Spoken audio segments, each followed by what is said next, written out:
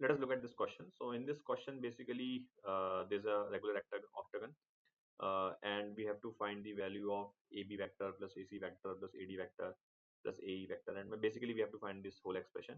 And they have given the value of AO vector. All right. Now see, first let us try to understand what is AB vector. So this is the AB vector. All right.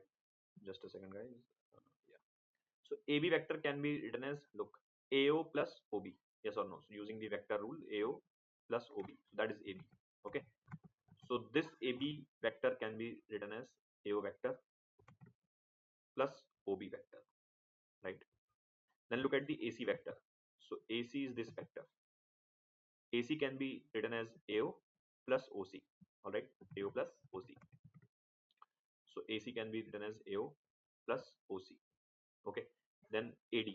AD is this vector which we can write AO plus OD. Okay, AO plus OD. AO plus OD. Okay. Then next is AE. So AE is this vector which is AO plus OE.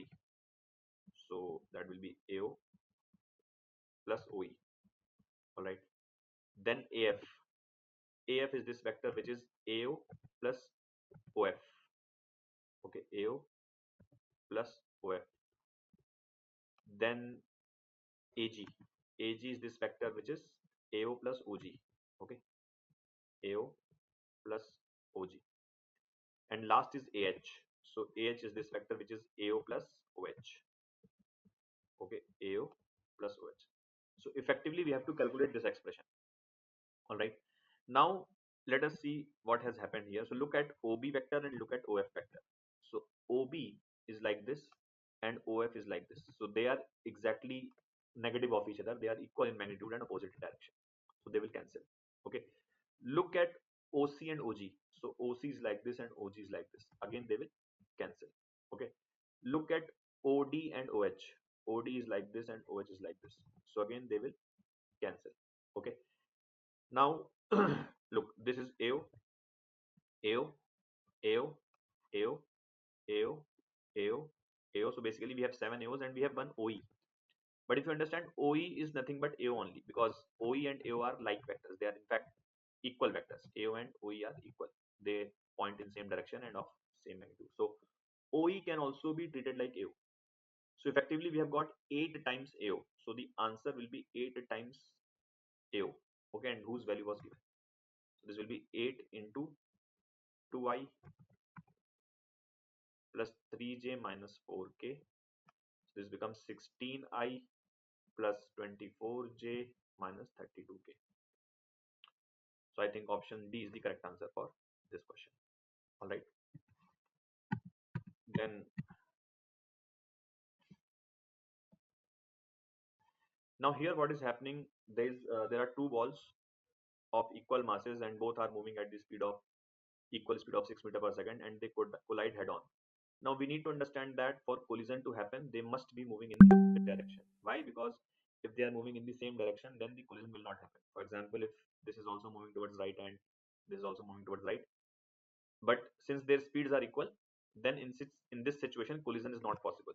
Hence it is obvious key, suppose ball A, let's say it is of mass m and it is moving at 6 meter per second. So ball B must have been moving in the opposite direction, then only collision is possible. Okay. Now clearly you can see that linear momentum is 0. Okay, linear momentum is 0. Okay, because momentum of A is 6 into m in the positive direction and momentum of B is m into minus 6. Basically it is in negative direction. So in overall momentum of the system is 0. Okay, now you might recall that in the collision momentum will remain conserved. So collision after collision, let us say ball A moves back at some speed v, so ball B should also, you know, rebound at the same speed v, because final momentum must be 0, and since the balls are of equal mass, so for the momentum to be 0, the momentum vectors must be equal in magnitude and opposite in direction. Okay, which is why they must have same speed balls. All right. Now we are also given that restitution is 1 by 6. So we know that what is restitution? That is relative velocity of separation divided by relative velocity of approach. So if you see the relative velocity of separation after the collision is 2v, okay, they are going away from each other at the rate of 2v, okay, separation is 2v, I mean the rate at which they are going away from each other is 2v, okay, divided by velocity of approach is 12. The approach is the rate at which distance is decreasing. So if A moves 6, B moves 6, so distance will decrease by 12 every second. And here the separation means distance is increasing at what rate? So if A goes back V, B goes back B, so distance will increase by 2v in 1 second. So which is how we must understand. So velocity of approach, as I said, will be 12. So from here you can see that V will become 1 meter per second. Okay. So option C will be the correct answer for this question. Let us see this question here. Two cells of EMF 2E and E are having internal resistance R1 and this is having internal resistance R2. Okay, and we want the value of R, so that basically, so if I put here R1, okay, and let's say if I put here R2, okay, so we want the terminal voltage to be 0 across 2E. Now, first thing you should understand is that key overall, what is the value of the current in this circuit? So current in this circuit will be towards the in the anti-clockwise sense, because as you can see, because of the polarity of the battery. So I will be is equals to total potential is 3E divided by total resistance. All the three resistors can be considered in series, so this will be R1 plus R2 plus capital R. All right, now what do we want? We want potential difference or terminal voltage to be 0 across this. Okay, so basically suppose I start from here, so this I current will cross this R1 resistor, hence potential will drop. How much it will drop? It will drop by I into R1. So this is the potential drop. And then if you cross this 2E, so the potential will rise by 2E. So if you start from here and if you reach here, so the potential difference should be 0. This will be called as terminal voltage across this cell. So across this cell, the terminal voltage is minus IR1 plus 2E, and that value should be 0. So from here, we can say that I comes out to be 2E by R1. And if we equate these two values of I, so what are we going to get? R1 plus R2 plus R. So So from here we can see that E and E will get cancelled. So let's cross multiply. So 3R1 will be 2R1 plus 2R2 plus 2R. That means if you bring R1 and R2 on the LHS, so 3R1 minus 2R1 will be R1 minus 2R2 divide by 2, that will be capital R. So the answer will be R1 by 2 minus R2. That means option B will be the correct answer for this question. All right. Let's see this question here. In this question, we have to find the current I at time 0 and at time infinity. And here is an inductor. Now, if you try to recall, the inductor behaves as an open circuit at time 0. That means inductor does not allow any current to pass. So inductor can be removed at time 0. So basically, if you break this wire at time 0, we can break this wire. We can basically, remove the inductor. So basically, the current will not flow here. Current cannot flow here. So effective circuit, if I show you, the effective circuit will look like this. This is how the effective circuit will look like. Okay, at time 0. This is the situation at time 0. Okay, basically, okay, I'm just removing the inductor wire. All right, so this is 4 ohm, this is 1 ohm, this is 5 ohm, and this is also 5 ohm. So if you think carefully here, this is E. Okay, so if this is 0 volts, this will be E volts. So here the current will be, so this 5 and 1 will be in series. Okay, so this current, basically if you call this current, okay, this current, let's say this current is I1. So this current I1 will be what? E by 6. All right, and this current I2, okay, look at this current I2. So this current I2 will be what? I2 will be E by 9. Okay, 5 plus 4, 9 is in series. So I2 will be E by 9. So total current through the battery, which is I, will be I1 plus I2. I1 is going on the LHS and I2 is going in the RHS. So I will be written as I1 plus I2. That means E by 6 plus E by 9. So this becomes how much? 9 plus 6, 15 E by 9 6 are 54. So this will become 5 E by 18. Okay, that means this is wrong, this is wrong. Now let's talk about the circuit at infinite time. At infinite time, the inductor just behaves like a plain wire. Basically, it since at infinite time the current becomes steady, so potential drop across the inductor becomes zero, which is why we can say that inductor behaves like a plain simple wire. So I will replace this inductor by a plain simple wire. Okay, so this is how this circuit will look like. Okay, just if you replace this by a plain simple wire like this, so basically imagine that this was the circuit. Okay, now if this is the circuit, look, let me call here the potential to be zero, so this potential will be E. Okay, and if you see, this potential is, let me call as X. So this has been connected by a plain simple wire, look, which means this will also be X. Okay, so what we can do, we can fold this circuit basically about this line. We can fold this circuit because look, this is X, this is X, this is X, this is X. So basically all this line is X, this entire line is X. So you can just fold this entire circuit about E. Okay, about this point, about this. So basically it's like, how do you close your book? So like, so basically this will come here, this will come here, so like closing a book kind of story.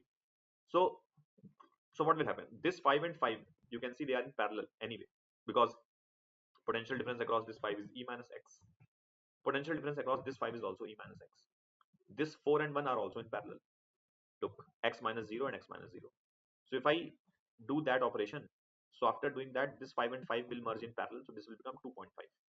Okay, and this 1 and 4 are in parallel, so that will become how much, 4 into 1 divided by 4 plus 1. All right, 4 into 1 divided by 4 plus 1. This is the resistance of equivalent of these two, and this will remain as it is. Okay, so that is what the effective value will be. So this you can see is 4 by 5, which is 0.8. So this current I now will be how much, E upon 2.5 plus 0.8, that means 3.3. Okay, so that means 10 E by 33, that is the value of I. So option C will be the correct answer for this question. I hope you have understood. Let us see this question here. Here we have got two charges, one is root 3 coulomb and one other is the Q coulomb. Here root 3 coulomb is placed and here Q coulomb is placed, and this distance is 2, this distance is also 2. At the point P, which is having the coordinate 2 comma 2, electric field makes an angle 30 degree with the y-axis like this. Then the value of Q we have to find. Okay, so if you understand the what is the value of E1, E1, so what is the value of E1? So E1 can be written as K into Q by 2 square, K into Q by 2 square. Okay, this distance is 2 basically, so this value is E1. And basically E2, if you look, E2 value is what, E2 value will be K into root 3 coulomb, basically K into root 3 coulomb by again 2 square, because this distance is also 2, so this will be 2 square. And if you understand, this angle is 60 degree. Okay, so tan 60 will be E2 by E1, right? Using the concept of vectors, tan 60 will be E2 by E1. All right, tan 60 is nothing but root 3, E2 is K root 3 divided by 4 upon E1 is KQ upon 4. All right, so now we can just do the math here. K by 4 gets cancelled, root 3 also gets cancelled, so I think Q becomes 1 coulomb. So option A will be the correct answer for this question. All right, then in this question, the stopping potential in the context of photoelectric effect depends on which, so it's very easy, it's frequency, because if you remember, suppose this is some plate here. Okay, and from here, if the photons are coming, let us say of frequency f, so the photoelectrons get emitted. Okay, and we know using the Einstein's equation, hf is equals to phi, which is work function, plus ke max. Okay, and ke max, which is the maximum kinetic energy of the emitted electron, that can be written as magnitude of the charge on the electron into stopping potential. All right, so eventually this equation will become hf is equals to phi plus evs. So you can see stopping potential has a direct relation with the frequency. Okay, it is independent of intensity, amplitude and phase. All right, then let us see this question. The vernier scale used for the measurement has a positive zero error of 0.2 mm. If while taking the measurement, the zero lies between 8.5 and 8.6, that means the main scale reading. Main scale reading becomes 8.5 centimeters. Okay, 8.5 centimeter is the main scale reading, and vernier coincidence is 6. Okay, that means sixth reading on the vernier scale coincides with the reading on the main scale. Okay, so that means what will be vernier scale reading? So if you remember, vernier scale reading is vernier coincidence, which is 6 multiplied by the least count, which is 0.01. That means this will become 0.06 centimeters. All right. Now, how do we find the value of the reading of the object or the length of the object? So length of the object is written as main scale reading plus vernier scale reading minus any zero error. Okay, minus any zero error. Notice that this zero error is in millimeter. So if you have to write this in centimeter, this will become 0.02 centimeter. All right. So main scale reading is nothing but 8.5. Vernier scale reading is 0.06 minus this will become 0.02 centimeter. So eventually the answer will be 8.54 centimeter. Okay, so option B will be the correct answer for this question. All right. In this question, there are two soap bubbles and they are blown using the same soap solution. That means the surface tension will be same. The first bubble, the excess pressure is 6 times that of second soap bubble. So let us say this is the first bubble, and let's say the excess pressure here is P1. Let's say this is the radius R1, and in the second bubble the excess pressure is P2. Here the radius is R2. So according to the question, the excess pressure in the first bubble, that means P1, is equals to 6 times that of P2. Okay, P1 is 6 times that of P2. Remember here P1 I am calling as the excess pressure. Okay, P2 is also the excess pressure. Now we know that in a soap bubble the excess pressure is 4 into surface tension upon radius. So 4 into T, which is the surface tension upon radius, that will be the value of P1. This will be equals to 6 into P2. P2 is 4T by R2. Okay, so from here 4T will get cancelled. So you can see that R2 will be is equals to 6R1. Okay, R2 will be is equals to 6R1. So the question was to find the radii, ratio of radii of first to that of second. That means R1 by R2 we have to find. So R1 by R2 will be actually 1 by 6. Okay, so option D will be the correct answer for this question. All right, very easy question. Then here what is happening? The escape velocity of the Earth is 11. The escape velocity of the planet, which is having twice the radius and density 4 times. Suppose this is the Earth. Okay, let us say the radius of the Earth is r. Okay, and density of the Earth is rho and mass of the Earth is m. All right. So there is another planet. Okay, whose basically the radius is 2r here and density is 4 rho. Okay, density is 4 rho. Now basically if m is the mass of the Earth, okay, if m is the mass of, or let me just convert the entire relation in the density and radius form. So remember, well, escape velocity is given as under root 2 gm by r, right, under root 2 gm by r. And now you can see that this mass can be written as mass of the planet can be written as 4 by 3 pi r cube into density. Basically mass is volume into density. Okay, mass is volume into density. Okay, so volume will be 4 by 3 pi r cube into density, and this will be divided by r. So effectively you can see this r and this will make it square. Okay, so basically this formula becomes how much? 4 2s are 8 g by 3, 8g by 3 into pi into r square into rho. Okay, pi into r square into rho. This is the value of escape velocity. This is the value of escape velocity. All right.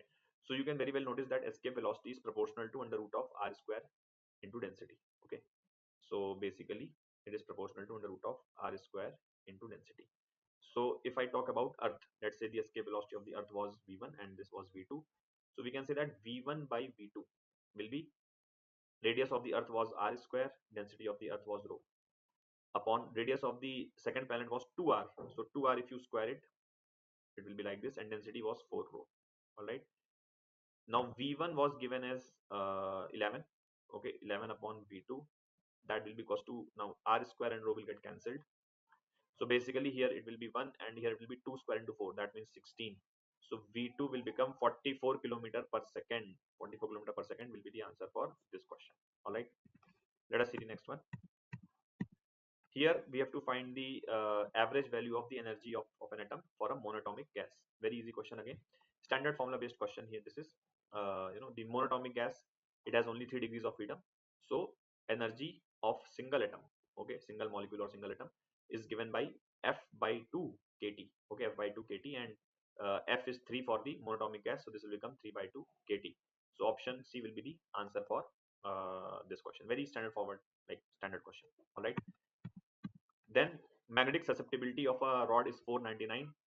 Permeability has been given, and we have to find the absolute permeability of this rod. Permeability of the vacuum has been given. Now very easy question. The absolute permeability of any material is relative permeability into the permeability of vacuum. All right. Relative permeability. Relative permeability can be written as 1 plus susceptibility into mu naught basically, and susceptibility was given as 499. So this was susceptibility. So this will become 500 into mu naught. Mu naught is 4 pi into 10 to the power minus 7. All right. So this will become how much? 5 4s are 20. So this will become 2000 pi into 10 to the power minus 7. So effectively this becomes how much? 2 pi into 10 to the power minus 4.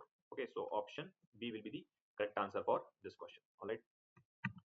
Then let's see the next question here. The we have to find the relation between the degrees of freedom and the gamma. Standard question.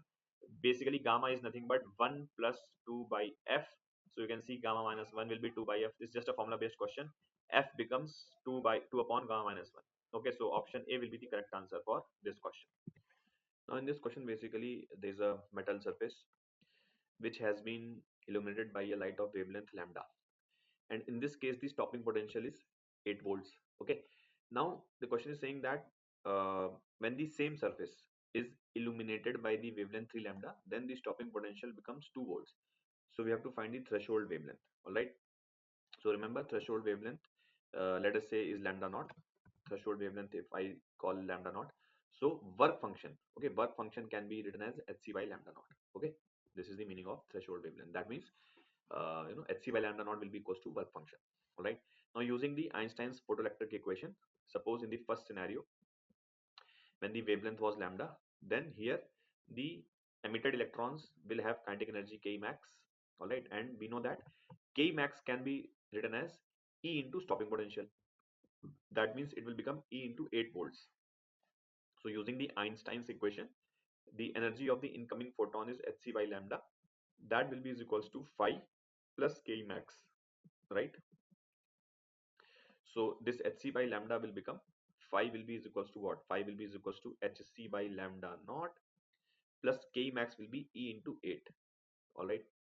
In the second situation, when the lambda becomes 3 lambda, then this k max will become E into 2 volts because the stopping potential has become 2 volts. So you will write hc by 3 lambda basically will be is equals to work function will not change. It's the property of the surface, hc by lambda naught plus E into 2 volts. All right. Now all we will do is that if you look, I can multiply the equation number 2, this equation, by 4. Okay. So basically if I multiply this by 4, so this here you will get 4, here you will get 4, and this will become 8. All right. And now you can see that 8 we can equate the value of 80. So hc by lambda minus hc by lambda naught, this is equals to 80 from the first equation, and that is equals to 4 hc by 3 lambda minus 4 hc by lambda naught. So from here we can very well see that hc will get cancelled. Okay, so we have 1 by lambda minus 1 by lambda naught is equals to 4 by 3 lambda minus 4 by lambda naught. Lambda naught you can take on this side. So 4 by lambda naught minus 1 by lambda naught will become 3 by lambda naught. This you can bring this side. So 4 by 3 lambda. Okay, minus 1 by lambda. 1 by lambda can be written as 3 by 3 lambda. That means this will become 1 by 3 lambda. Alright, so that means lambda naught is equals to 9 lambda. So option A will be the correct answer for this question. Alright. Here there's a projectile which has been thrown, okay, in a vertical plane like this.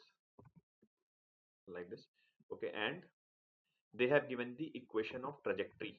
Okay, so equation of trajectory has been given, y is equals to alpha x minus beta x square. So basically the equation of the path of the projectile. All right, we have to find the angle of projection theta, okay, and also the maximum height. So these two things we have to find. Now very easy question. See, one thing you must understand is that at the point of projection, okay, the slope we can find using dy by dx. So if I differentiate dy by dx, so what is the value of dy by dx we are getting? That is alpha minus 2 beta x. All right, so at the point of projection you can see the slope is tan theta. Yes or no? Slope is tan theta. And if I put x equals to 0 here, because for the origin the slope we can also find by putting x equals to 0 in this equation. Okay, so if I put x equals to 0 here, all right, so at origin if I put x equals to 0, then the slope is basically becoming alpha. Okay, and slope is also equals to tan theta, as you can see from the figure. All right, so straight away we can say that theta will be is equals to tan inverse alpha. All right, so angle of projection is tan inverse alpha. Also at the highest point, let us say this is the highest point, so at the highest point the slope is 0. Can you see that slope is 0? Okay, so at the highest point we can say that slope will be 0, dy by dx will be 0. So if I make the value of alpha minus 2 beta x 0, then x becomes alpha upon 2 beta. Okay, that means the x coordinate of this point is alpha by 2 beta, and you can very well see the maximum height will be the y coordinate of this point. Okay, this point y coordinate of the highest point is nothing but the maximum height.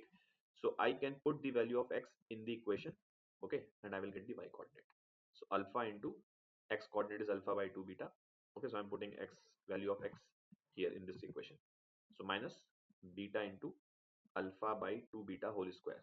All right, this becomes alpha square by 2 beta minus alpha square by 4 beta square, and it will cancel, 1 beta will cancel, so this will become 4 beta. So overall it becomes alpha square by 4 beta. This is the value of maximum height basically. All right, so your answer will be alpha square by 4 beta and tan inverse alpha. Very easy question. This you could have also solved using the by comparing the original equation of trajectory, which is y equals to x tan theta minus gx square by 2u square cos square theta. So with that equation you could have compared this, and then also you will get the answer. All right, but I think this is the easier method and faster also.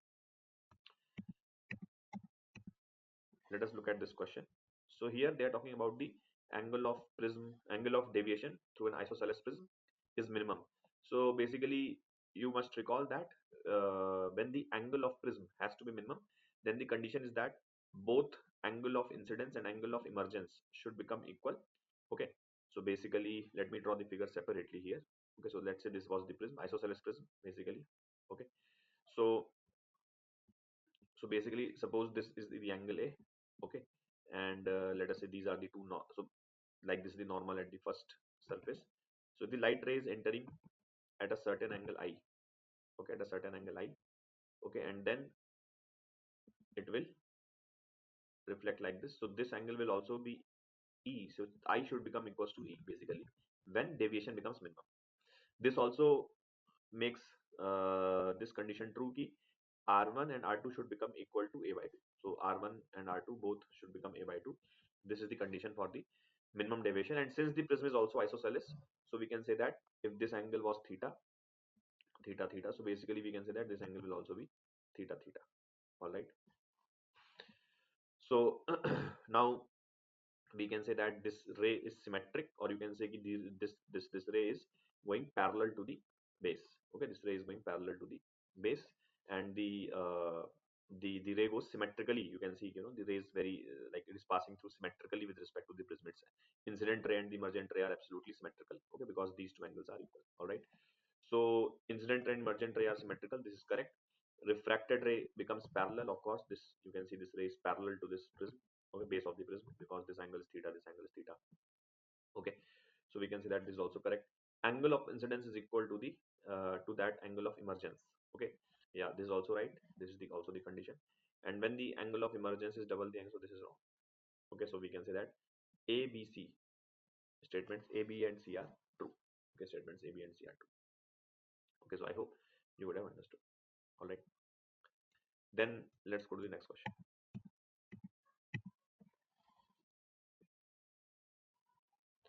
The velocity of the topmost and the bottommost points of disk are v1 and v2 in the same direction. The radius of the disk is r. Find the velocity of the point which is r by 3 above the center. So what is happening here? Basically, suppose this is the disk. Okay, uh, and the velocity of the topmost and bottommost points are v1 and v2 in the same direction. Okay, so suppose this point is moving at the velocity v1. Okay, and this point is moving at the velocity v2. Okay, now we have to find the velocity we have to find the velocity of the point which is r by 3 above the center. So let's say here is the center, okay, and we have to find the velocity of this point, okay, this point P, which is at a distance of r by 3.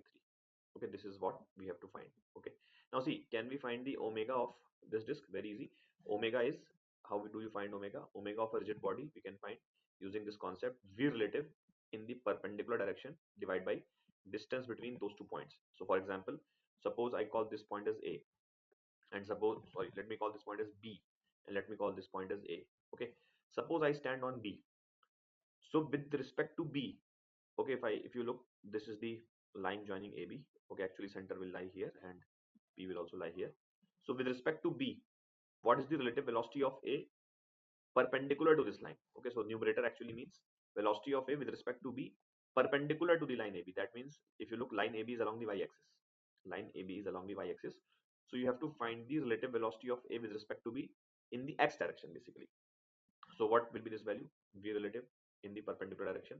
That will be basically VA in the x direction minus VB in the x direction. Okay, so this will become velocity of A with respect to B in the perpendicular direction. Okay, because line AB was y-axis. So this numerator actually means this statement. So that will become V1 minus V2. Okay, and distance between A and B is R. Okay, so which is actually 2R, twice the radius of the disk. All right. So that means omega will become V1 minus V2 upon 2R. This is the value of the omega. Now, once we find the value of omega, so let us say velocity of point P was some Vp. Okay, velocity of point P was Vp. So we can write omega again using the same logic with point P and B. So basically what I'll do, I'll write omega using P and B now. Okay, using the same logic.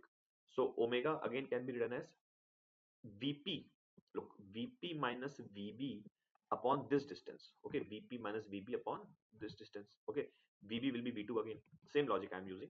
So Vp minus Vb upon this distance. Now R will become this Pb basically. Okay, same logic. So Vp minus Vb is V2, and this distance is 4R by 3. Okay, R plus R by 3 is 4R by 3. All right, and that will be equals to V1 minus V2 upon 2R. Okay, so R and R gets cancelled. This 2 will make it 2. So this will become V1 minus V2 into 2 by 3. That should be equals to Vp minus V2. All right. So what do we get? 2V1 minus 3, 2V1 by 3 minus 2V2 by 3 plus V2. That is the velocity of point P. So velocity of point P becomes V2 V2 plus 2V1 by 3. V2 plus 2V1 by 3. Option C will be the correct answer for this question. All right. In this question, basically, there's a semiconductor which has been connected in series with the electrical circuit. Okay, and the question is asking what will happen to the temperature of the semiconductor. Sorry, what will happen to the current in the circuit if the temperature of the semiconductor is increased. So let us say the equivalent resistance of the electrical circuit is some R, and let us say this is a semiconductor which has been connected in series with this electrical circuit R, and the entire setup has been connected with the some battery E. So as of now, current I is flowing here. Now, if you try to recall, when the temperature of the semiconductor is increased, then its conductivity increases, which means its resistance will go down. And hence we can say that overall resistance of the circuit R plus S will go down because the resistance of semiconductor will go down, which means current flowing in the circuit will increase. Okay, I hope you would have understood. In this question, very easy question, time period of a simple pendulum is T naught. What happens to the time period if the length becomes 1 by 16? So we know that time period is 2 pi root of L by G.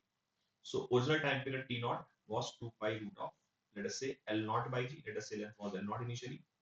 Now the new time period T dash will be 2 pi into length has been made 1 by 16 times. That means new length will be L naught by 16 into G. Now if we take the ratio of these two equations, so basically we will get T naught upon T dash, that will be equals to this 2 pi will get cancelled, G will L naught, everything will get cancelled. We will get root 16 will come in the numerator.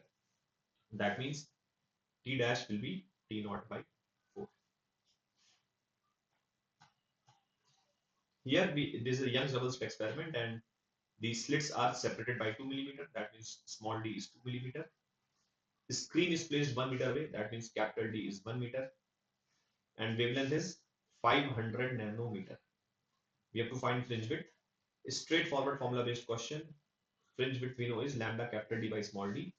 The answer we have to calculate is in millimeter. So I will put every value in millimeter. Lambda is 500 nanometer. So multiply by 10 to the power minus 6. Now this value is in millimeter. Capital D is 1000 millimeter upon small d is 2 millimeter. So you can see this becomes 0.5 by 2 millimeter. That means 0.25 millimeter.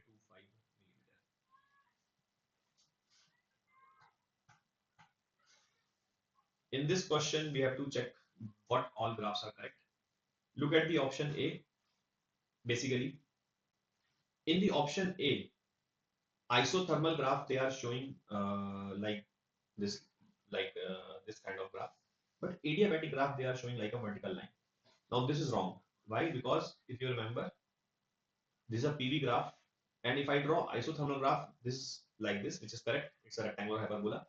But if you draw an adiabatic graph, then it is visually it looks like an isothermal graph, but it has more slope. It is more steep compared to isothermal. So here they are showing it as an adiabatic graph as a straight line, vertical line, which is of course wrong. Okay, adiabatic graph looks visually same as isothermal, but it has more slope. Okay, so which is why option A is wrong. Option B is definitely wrong because look, it's a PT graph. So on a PT graph, isothermal graph they are showing like a horizontal line. So definitely it becomes wrong because isothermal graph needs to be vertical for a PT graph. So this is wrong. Let's talk about graph C. Graph C is VT graph. Isothermal they are showing like a vertical line, which is correct because temperature needs to be constant on isothermal graph. So which is what is happening here. Temperature is constant on this vertical line. For the adiabatic graph, they are showing a concave up graph. You can see the concavity of the graph is upwards. Okay, and the graph looks like this. Let us try to, so basically this graph has a negative slope and concavity is upwards. Okay, the hallmark of the VT graph for an adiabatic process is concavity upwards and slope is negative as they have shown here. Now let's check whether this is correct or wrong. So we know that adiabatic process is PV to the power gamma constant. Since we want volume and temperature, so pressure I am writing as nRT by V, okay, into V to the power gamma constant. Now look, moles will always remain constant because in any process we do not assume that gas is leaking or something. So moles do not change when you change the state of the gas. So moles will be constant. R will also be a constant. So if you take N and R on the RHS, so LHS will become TV to the power gamma minus 1, and constant upon NR will also be a constant because like ratio of two constant is also a constant. So constant upon NR will also be another constant. Now if I have to find the slope of this graph, so what I will do, I will first take the log and then I will differentiate. So what I will get ln plus gamma minus 1 ln b, and again ln of constant is also a constant. Log of a constant value is also a constant. Now if I differentiate this, I will get dt by t plus gamma minus 1 dv by b. Okay, that should be 0. Constant on differentiation will become 0. So we will get gamma minus 1 dv by b is equals to minus of dt by t. So you can see that dv by dt becomes minus v by t into gamma minus 1. So this can be written as v by t into 1 minus gamma. This is the value of dv by dt, right? I think gamma minus 1 will come in the denominator. Sorry, here's a mistake. This will come in the denominator.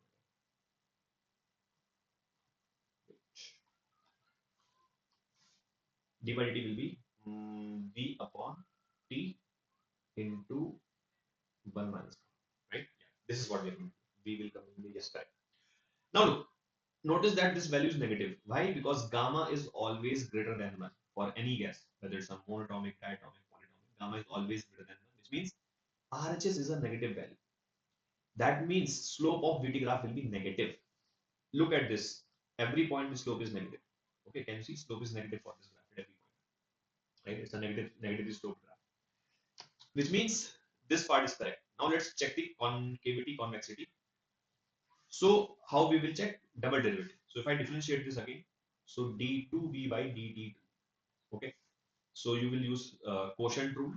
So that will be denominator into derivative of numerator minus numerator into derivative of denominator. So that will become 1 minus gamma divided by denominator square, right? We can put the value of dv by dt from here. So that will become t into 1 minus gamma into dv by dt was v by t into 1 minus gamma minus b into 1 minus gamma upon t square into 1 minus gamma square. Now note that this will cancel.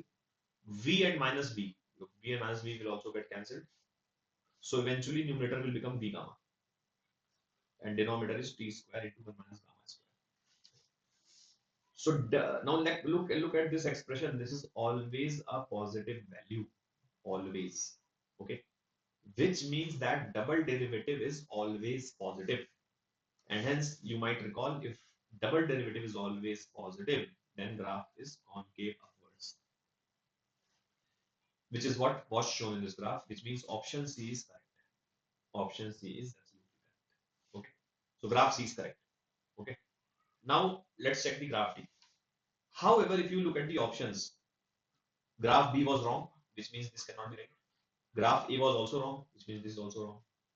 Graph A was wrong, that means this is wrong. So only possible option is B. B is saying that both graphs C and D are correct. That means this graph is also correct. We don't need to check it. But just for the purpose of learning, let us see why this graph is correct. Look, it's a PT graph. In the PT graph, they are showing isothermal graph as a vertical line, which is of course right because isothermal means temperature constant, and here in this graph, vertical line also means the same thing. But adiabatic graph they are showing like this. Now this is interesting. Let us see why adiabatic graph like in a PT axis, or why the PT graph of an adiabatic process should look like this. So again, adiabatic process is Pv to the power gamma constant.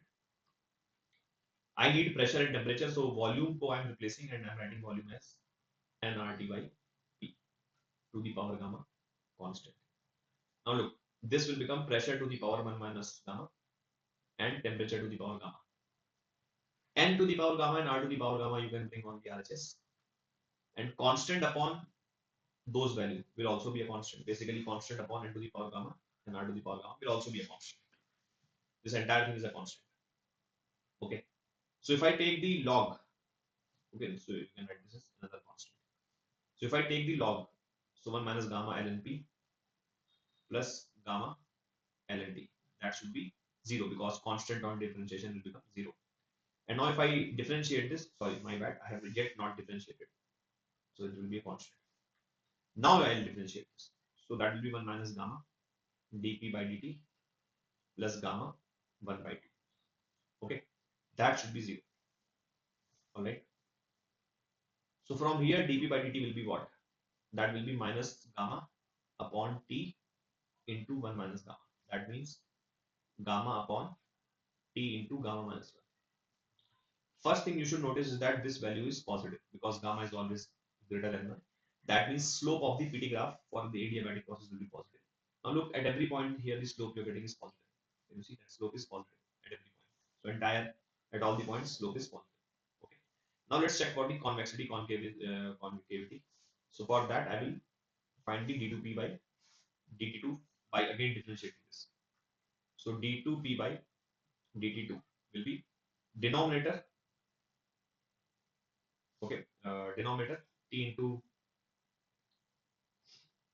just a second, I think I missed something here. This will be 1 by p. I'm so sorry, here 1 by p will also be there. Ln 1 by p, yes. 1 by p into 2 by p. So here p will also come. Here p will also come. Yes. But this doesn't change the conclusion that d by dt will be positive. So, yes, p I had missed upon here. So p will also come, right? Okay. Now again let's differentiate. So t into, so denominator into derivative of numerator.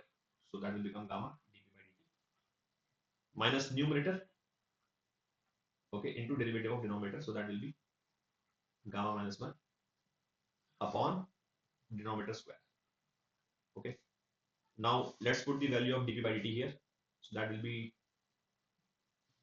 dp by dt was gamma p upon t into gamma minus 1 minus gamma p into gamma minus 1 upon t square into gamma minus 1 whole square. So look, t gamma minus 1, t gamma minus 1 will get cancelled. Numerator you will get gamma square p, and this will be again gamma square p plus gamma p upon t square into gamma minus 1 square. So notice that this quantity is also positive. Okay, this quantity is also positive.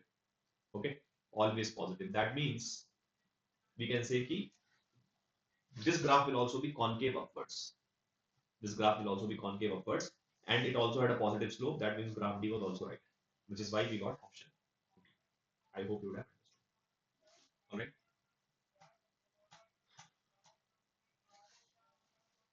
Let us see this question here. A sinusoidal voltage of peak value 250 is applied in the LCR circuit. R is 8 ohms, C is 24 millihenry, capacitance is 60 microfarad. We have to find the power dissipated at the resonant condition in the kilowatt, and we have to find the nearest integer. Okay. Now look, we know that power general formula is VRMS IRMS cos phi. This is the general formula for finding the power. Since we have to find the power at the resonant condition, so cos phi will become 1 because at the resonance the power factor becomes 1. RMS voltage will be 250 by root 2. This is the RMS voltage. And RMS current can be written as RMS voltage, okay, which is 250 by root 2. This is the RMS voltage upon Z. Now Z will become equals to R because at the resonance, Z becomes equals to R. Okay, so again I'll explain. VRMS is peak upon root 2, so this is the value of VRMS. IRMS is VRMS upon Z. At resonance, Z becomes equals to R. So R you can put directly here. Okay, and cos phi will become 1. So what are we getting? 250 into 250 upon 8 to the 16. Okay. Now 16 you can write 4 into 4. So basically this 4, how much this will become? 4 6 are 24 and 62.5. This will also be 62.5. Okay, so 62 into 62.5, this will be nearly 3900. Approximately, I'm saying 3900 you will get in the watt, approximate value. So in the kilowatt, this will be 3.9, something kilowatt. So nearest integer will be 4. Okay, nearest integer will be 4. All right.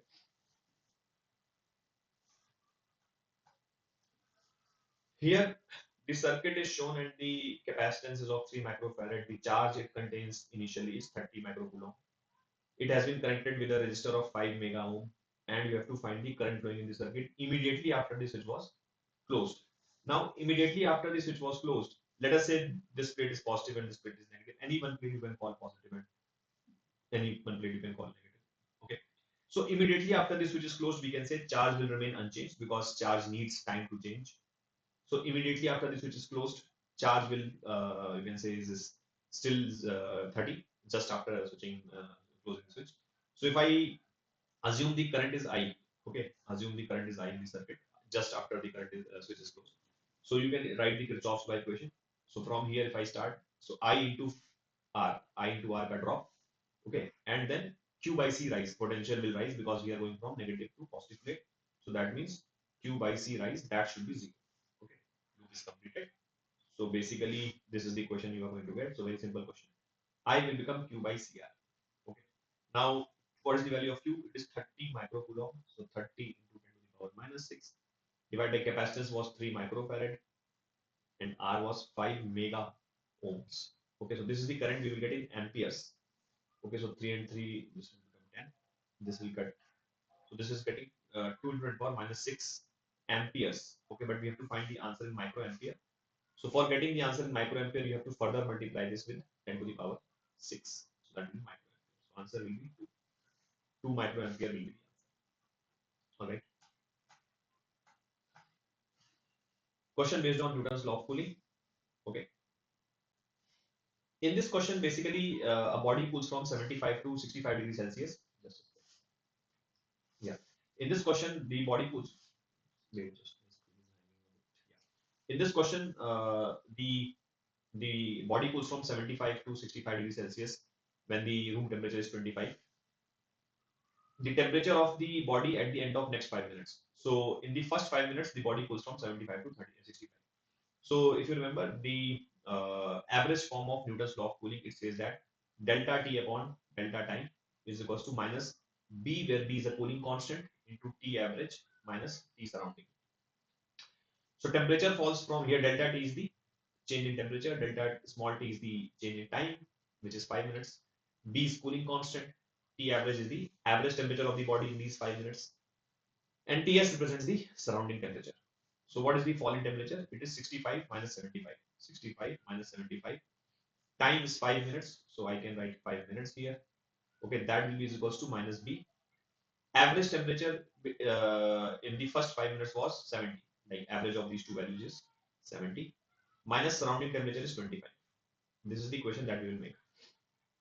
Now question is saying that in the next 5 minutes, that means this body, suppose this is the body, so it has already acquired 65 degrees Celsius temperature. That means it has already cooled down from 75 to 65. Now in the next 5 minutes, let us say it cools down to T. So from 65 it goes to T. So again, if I apply the same Newton's law, so what I will say, the fall in temperature is T minus 65, or you can say change in temperature is T minus 65. Upon time duration is again 5 minutes. So again I will write 5 minutes here. That will be the cooling constant. Cooling constant is a like doesn't change for the body. For a given body it is same. And the T average in this duration, the T average will be 65 plus T by 2. 65 plus T by 2 minus the surrounding temperature. Surrounding temperature will also be constant. Now we can divide these two equations. So if you divide, then you can see that minus B will cancel. Okay, minus B will cancel. This 5 minutes will also cancel. In the numerator, you will get minus 10. Here you will get T minus 65. That will be equal to 70 minus 25 will be 45 upon 65 by 2 is how much? 65 by 2 is 32.5 minus 25 is 7.5 plus T by 2. Okay. Now this is just an equation which we can solve and we can find the value of T. So this will be 5 into 2, 5 into 9, and LHS can be written as 2 upon 65 minus T. Okay, this minus you can nullify. And RHS will become 9 upon 7.5 plus the T by 2. So cross multiply. So cross multiplying will give us 15 plus T, and that will be 9 into 65 minus 90. 90 plus T will become 10T. That will be 65 into 9 minus 15. Yeah. Now 5 will cancel. So 5 into 2, 5 into 13, 5 into 3. So 2T becomes 39 is 117 minus 3. So 2T becomes 114. So T becomes 57 degrees Celsius. So answer for this will be 57. All right. Here, there's a long solid cylindrical wire having radius A, and we have to find the ratio of magnetic field at a distance A by 2 and 2A from the axis of the wire. So imagine that this is a long cylindrical wire. Okay, so it's a very long wire. All right. Now this is of radius A. So this wire is of radius A. Okay, and this is the axis of the wire. Okay, this is the axis of the wire. Now we have to find the magnetic field at 2 points. At an inside point, so like let's say at this point P1, okay, which is at a distance of A by 2, and at an outside point P2, which is at a distance of 2A from the axis. So if you remember, for an inside point, magnetic field is done as mu naught by 2 into current density into the distance from the axis. Okay, current density into distance from the axis. Okay, so this will become current density. Now suppose current I is flowing in this entire wire. So basically, the current I is flowing. Let us say this current I is distributed over this surface, like over this entire surface, current is distributed, but it is going, let us say, in the upward direction or downward direction, whatever is the situation. But like current is flowing along the wire, but it is distributed over the cross section. Okay, so current density will be current per unit cross sectional area. That means I naught upon pi a square. This will be the current density. multiplied by distance from the axis is a by 2. Okay, so this is what the value of b1 will be. Okay, so from here a and a will get cancelled and you will get mu naught I naught upon 4 pi a. This is the value of b1. For an outside point, the magnetic field is given simply as mu naught I by 2 pi r. So like it is mu naught I naught upon 2 pi into distance from the axis. So that means mu naught into I naught upon 2 pi into distance from the axis is 2a, so that will become this. So if you check out, this value also becomes mu naught I naught by 4 pi a. So this value will be b2. So that means the ratio will be 1 because b1 and b2 are both coming out to be equal. So ratio will be 1. All right. Here we have to find the this is a particle whose position vector is given as a function of time, and we have to find the the question is saying that angular momentum of the particle about the origin is same at t equals to 0 and at some other time, let us say capital T. So we have to find this time. So question is effectively that angular momentum of the particle was same at t equals to 0 and at some time capital T. So find this new time. Okay. So very simple. Basically, position vector is given of the particle. So position vector is 10 alpha t square I cap plus 5 beta t minus 5 j cap. Okay. Let's say this is the coordinate plane and particle is somewhat moving like this. I don't know how particle is moving. I mean, we can find it out, but not required. I'll just find the velocity of the particle. So velocity is dr by dt. Okay, so that will be how much? 20 alpha t I cap plus 5 beta into 1 minus 0. That means 5 beta j cap. This is the velocity. Okay. Now, how do you find the angular momentum of the particle about the origin? So that will be m into basically r cross p.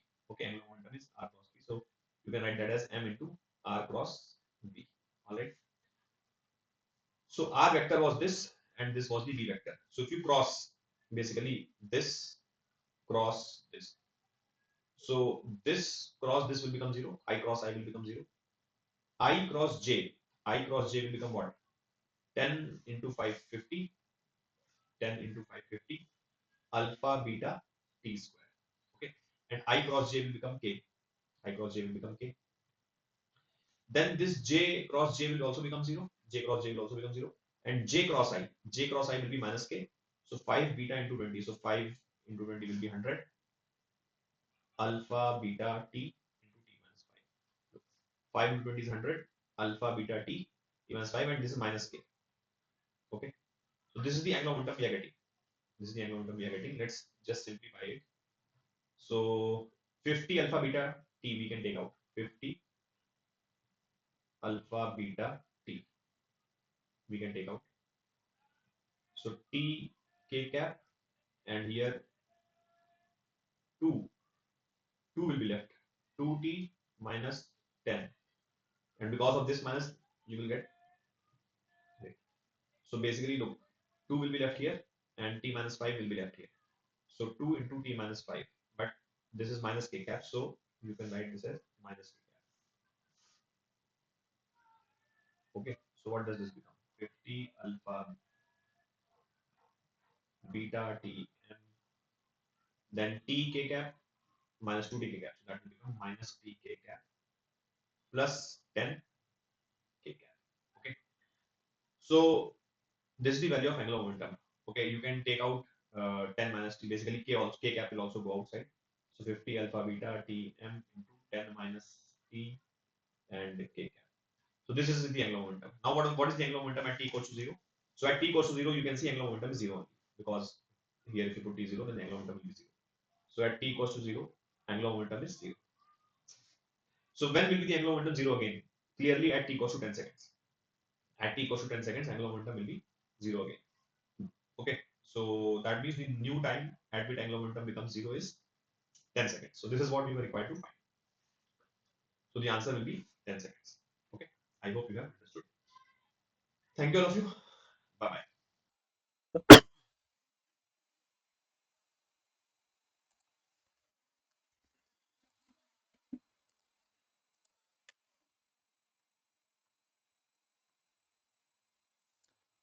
In this question, we need to find out the correct order of pK value. All right.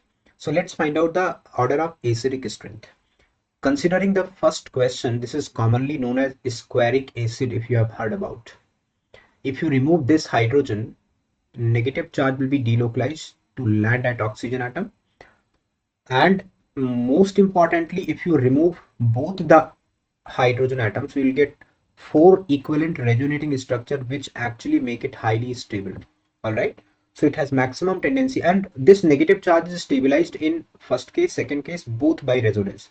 So first and second will be more acidic as compared to third. Third only minus inductive effect of all these groups will be acting. There is no resonance in the anion, therefore it is least stabilized actually. So if I compare between first and second, first is going to be the is going to be the more acidic because its anion or conjugate base is highly stabilized. The differentiating factor is one OH group, which is applying a negative inductive effect to stabilize the anion more. All right. And second reason is after losing both the protons, this anion is extensively resonance delocalized, which is making it highly acidic. So order of acidic strength should be 1, then 2, then 3. And since acidic strength is higher, so Ka will be higher. And if Ka will be higher, pK will be lower because pK is simply minus log of K. Alright. So order of K has to be 3, then 2, then 1. Check the options. B is going to be the correct option of this question. Alright. So good question and good conceptual clarity in this question if you apply.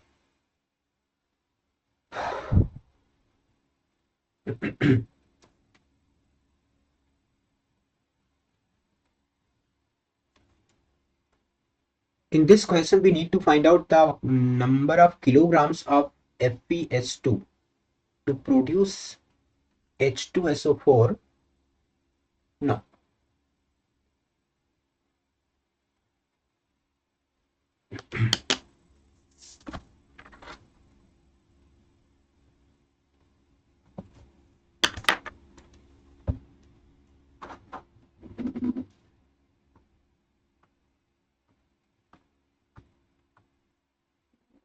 In this question, we need to calculate the weight of pure H2SO4, which could be obtained from 1 kg of iron pyrite according to the following equation.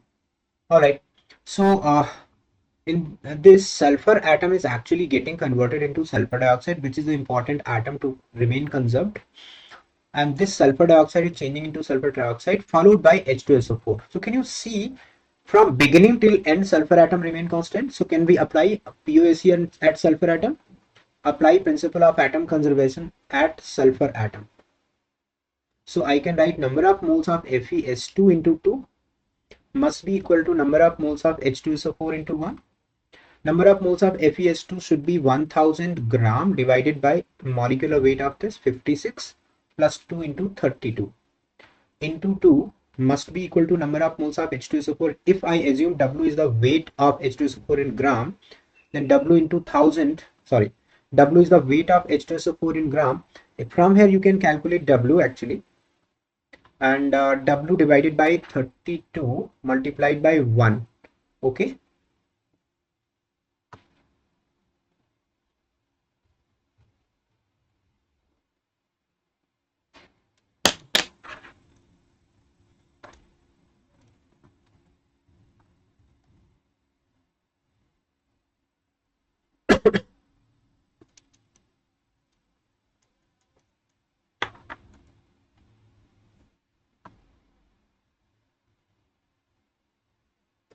In this question, we need to calculate the weight of H2SO4 obtained from 1 kg of iron pyrite according to following sequence of reaction. You can check first FeS2 is getting converted into SO2, SO2 into SO3, and SO3 finally into H2SO4. So one thing is very clearly visible in this question that FeS2 का sulfur atom remain conserved from beginning till the end. So I can apply POAC, principle of atom conservation, at sulfur atom. So I can write moles of FeS2 into 2 will be moles of sulfur atoms in the FeS2 molecule must be equal to moles of H2SO4 into 1. Moles of FeS2 will be mass, which is 1 kg 1000 gram divided by its molecular mass 56 plus 2 into 32 multiplied by 2 must be equal to mass of H2SO4 divided by 98 into 1. From here you can calculate weight comes out to be 1630 gram, which is equal to 1.63 kilogram. All right. So your correct answer is going to be C. The simple question based on mole concept, simply you need to apply principle of atom conservation on the atom which will remain from beginning till end. That is sulfur.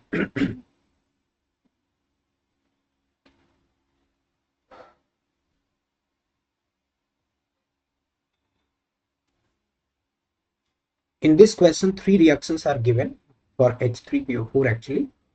H3PO4 का first ionization, second ionization, third ionization. They are asking in which of these equation H2PO4 minus can act as an acid. Clearly, two second reaction. You can check. H2PO4 minus is actually producing one H3O plus. So this is acidic. This is showing acidic nature of H2PO4. Therefore, B is going to be the correct answer. In the third equation, it is showing a basic nature actually. All right. So it is only second equation in which this compound is found to be acidic.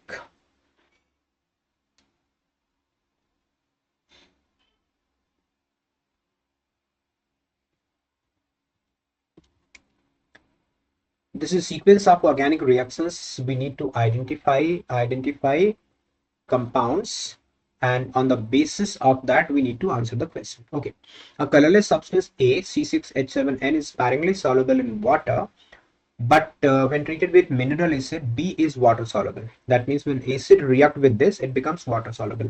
So probably the compound A has to be an amine, or after reaction with the mineral acid it becomes a salt, and salts are soluble in water. A when reacts with CHCl3 KOH, okay, produces a foul smelling compound. You can smell a particular well-known reaction in this. What is that? Isocyanide formation, carbylamine reaction. तो ये जो compound आपका C है, this is carbon amine. That may be, क्योंकि 6 कार्बन है, so I can write PHNC. This is phenyl isocyanide.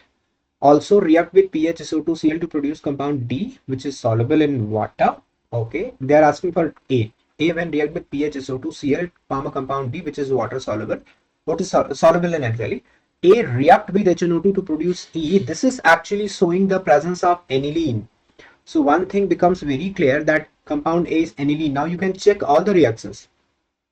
Aniline is sparingly soluble in water because of more hydrophobic character of benzene ring. But when it is treated with mineral acid, like if you treat with HCl, it becomes a benzene. It becomes a salt actually, NH3 plus Cl minus, which is water soluble. And when it react with CHCl3 followed by KOH, it forms PHNC, isocyanate, foul smelling compound. And compound area with PHSO2Cl. This reaction is actually capping of NH2 group, and it is reacting with PHSO2Cl. So you'll get PHNH SO2 PH actually. All right, HCl will go away from this and produces compound D, which is soluble in alkali. This hydrogen is now acidic. It is acting like a primary amine का sulfonamide. So primary amine का sulfonamide alkali में dissolve हो जाता है. A reacts with HNO2 to form E, which on reaction with phenol and OH- forms red orange dye. So aniline when reacts with HNO2 or NaNO2HCl, it actually produces a diazonium salt, N2 plus. And this N2 plus when reacts with phenol in presence of a base, it forms a red orange colored dye, OH N2PH. This is red orange dye. So one thing is very clear, your compound A is going to be aniline. Now question is, which of the following reaction could be used to prepare can be used to prepare compound A? In first case, you cannot prepare aniline because PHBr nucleophilic substitution reaction nahi dikhata hai. It's not possible, right? NO2 when SNHCl, when treated with SNHCl, it forms NH2 actually. So this is going to be your correct answer. CONH2 Li LH4 से बनता है CH2NH2. So this is not aniline. NaETOH, actually Na ethanol से this Cl will be getting reduced actually. Na ethanol से इसका reduction हो जाएगा, तो reduction हो करके आपका कार्बन तो जाएगा नहीं reduction में, you will certainly not get aniline in this case. All right. So your correct answer is B. It's a good question. You need to exercise your mind in a broader way to get the answer of this question. Okay.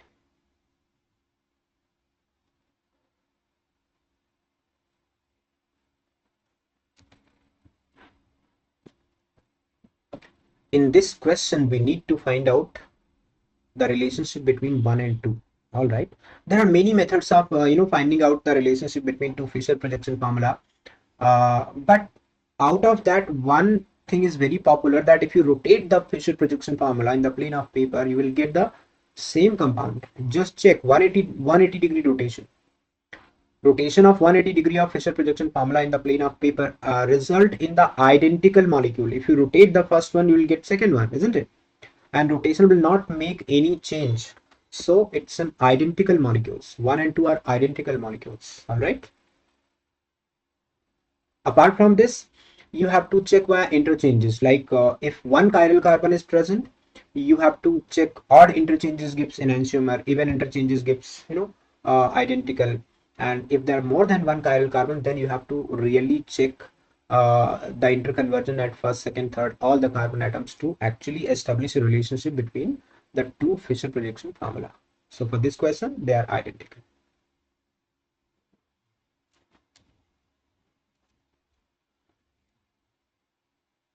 In which of the following reactions H2O2 is acting like a reducing agent? Very simple question. If some molecule has to act like a reducing agent, then it should get oxidized. In first case, it is actually getting reduced. यहाँ पे oxygen -1 होता है, 1 oxygen, यहाँ -2 है. In the second question, H2O2 is getting oxidized actually. यहाँ पे 2 oxygen is -2, 1 oxygen is -1, and यहाँ पे 0. So your answer is B.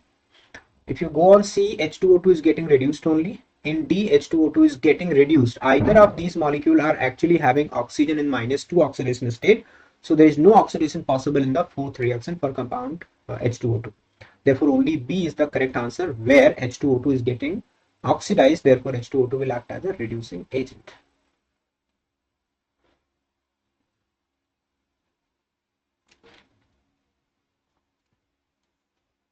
The correct structure of histidine at its isoelectric point. We all know isoelectric point, at isoelectric point, total charge has to be 0.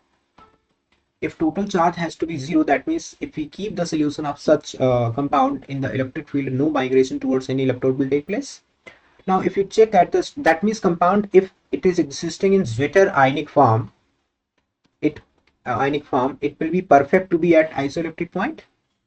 That means total charge has, you have to check total charge has to be 0. This is a cationic form. This is not the answer. This has Zwitter ionic form, 1 plus 1 minus net charge 0. So this should be the answer. This is a dicationic form, 1 plus charge here, 1 plus charge here. Cannot be the answer. This is actually plus minus cancelled. So we have one effective positive charge. This will also migrate towards negative electrode in the electric field. So this is also not the correct answer. So your correct answer is B.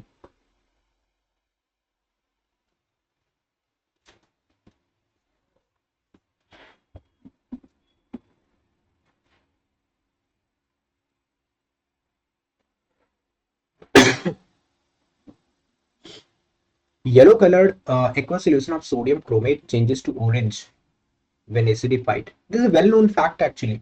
When chromate is getting acidified, it will be converted into dichromate, and when dichromate is basified, it is getting converted into chromate.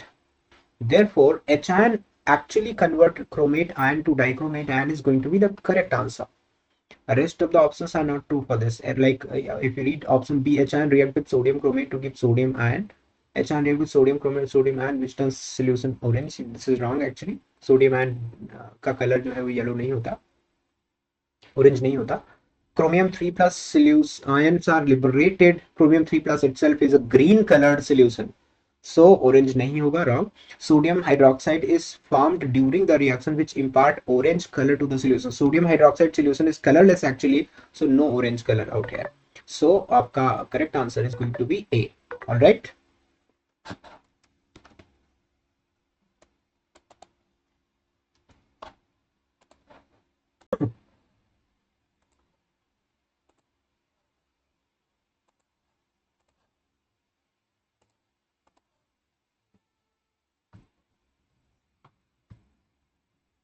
In this question, electrode potential of two reactions are given.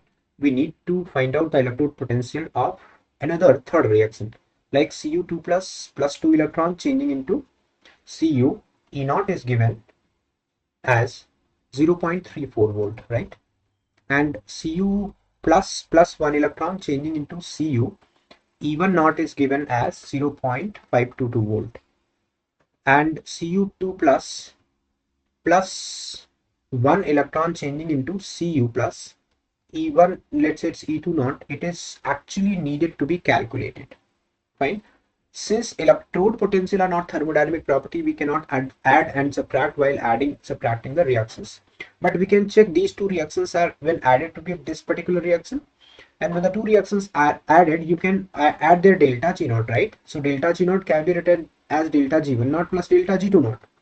In this, if I put the value like NFE net is equal to minus N1FE1 naught plus N2 plus minus N2F E2 naught, from here actually you can get E net is equal to, E naught net is equal to N1 E1 naught plus N2 E2 naught upon N1 plus N2, right? You can use this formula when the two reactions are two reduction reactions are added or two oxidation reactions are added, but certainly this cannot be used for a cell reaction.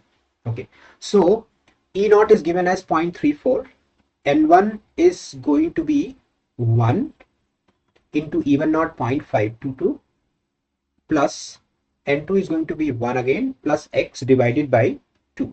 From here, if you do calculation, you will get X is equal to 0.158 volt. All right, so the correct answer is B. So it's a simple reaction based on calculation of SRP with the help of given data.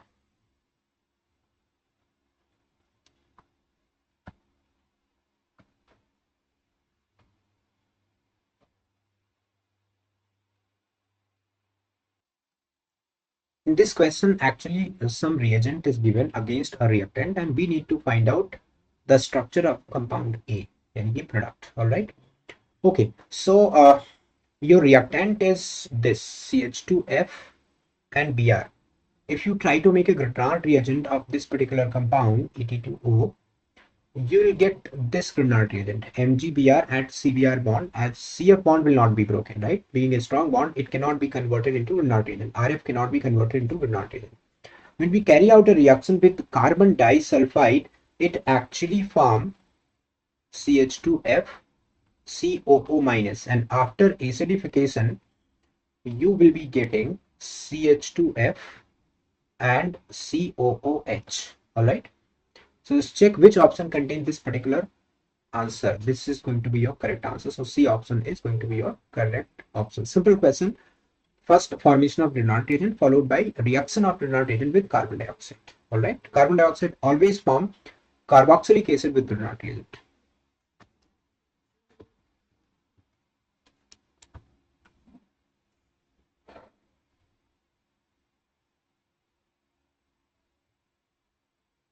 If lambda naught and lambda are threshold wavelength and the wavelength of incident light, the velocity of photoelectron ejected from the metal surface is, we know the Einstein's equation, half mv max square must be equal to h nu minus h nu naught or hc upon lambda minus hc upon lambda naught, right? Lambda and lambda naught are given as a known value. We need to calculate v square actually. So let's take hc common. We get lambda naught minus lambda upon lambda lambda naught. All right. This is going to be half mv square. We need to calculate v square, so it will be m will go into denominator rather. It will be 2hc upon m into lambda naught minus lambda upon lambda into lambda naught. So v is going to be square root 2hc upon m lambda naught minus lambda upon lambda lambda naught. So first of all, we need to simply understand what equation is going to be applied, and then there is a simplification of that equation. So that way you will get your correct answer is C. All right, simple question based on photoelectric effect.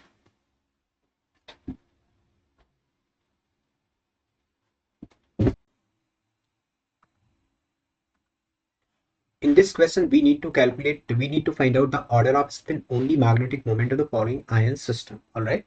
So rather than calculating spin only magnetic moment, you simply calculate number of unpaired electrons, right? Because higher will be the number of unpaired electron, more will be the spin magnetic moment.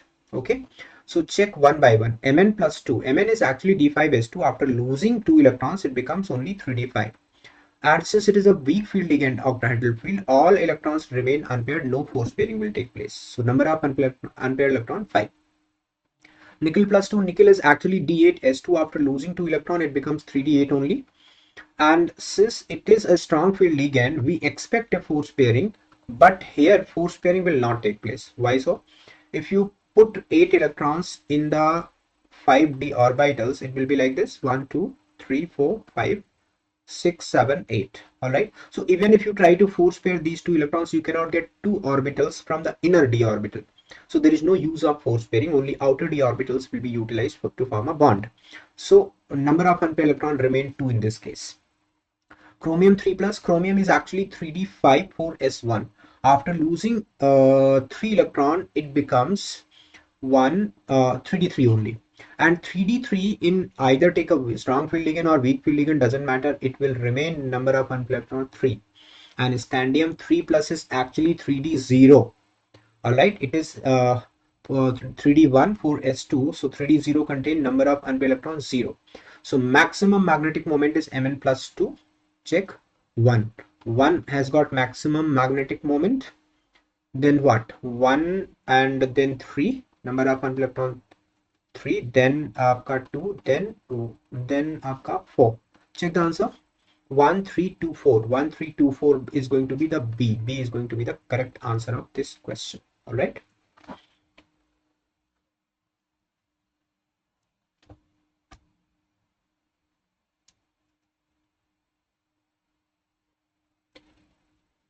Among the following, the pair of species in which two species are not isostructural.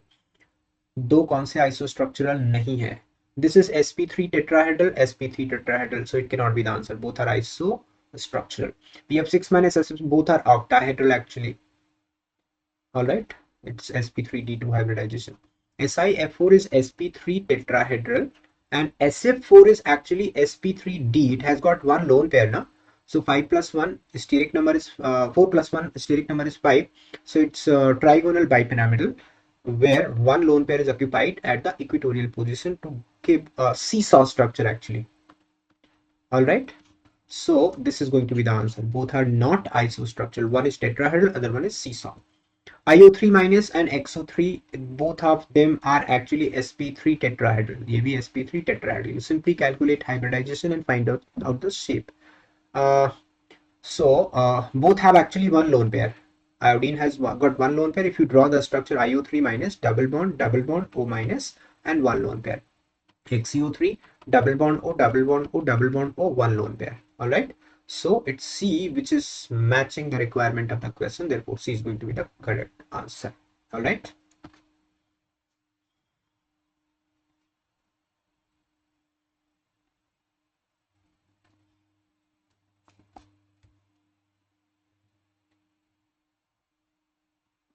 Solvolysis of 2-chloro-1-phenyl butane. 2-chloro-1-phenyl butane.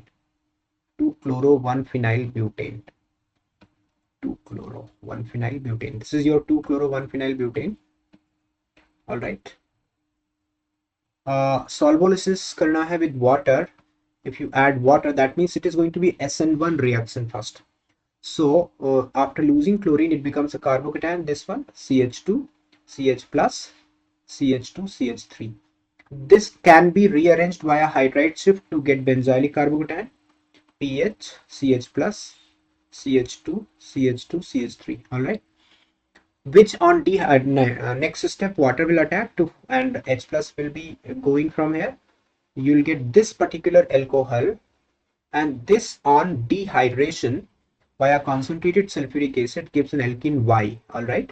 If you dehydrate this via concentrated sulfuric acid and heating condition, you will get this product as a major product. Okay. And in treating this compound with bromine gives what? If you treat this compound with bromine, you will get pH, CHBr, this is an anti-addition, Br, and CH2, CH3. Check the option.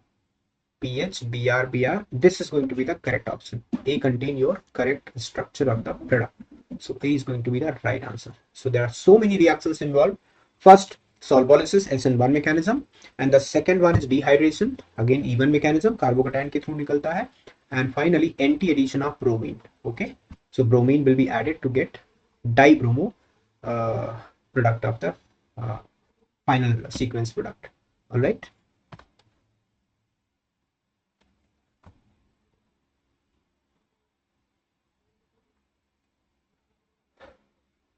The first ionization enthalpy is highest for. This is a factual question actually. There is nothing, no concept, nothing is involved. Neon being an inert gas, it has got highest ionization enthalpy. It's most difficult, very difficult to remove electron from inert gases. So neon is going to be the correct answer of this question. All right.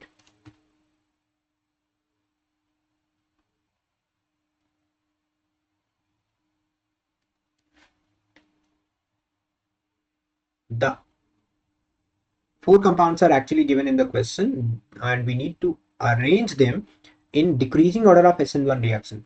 Do you know SN1 reactivity or rate of SN1 reaction is directly proportional to stability of carbocation? All right, stability of carbocation.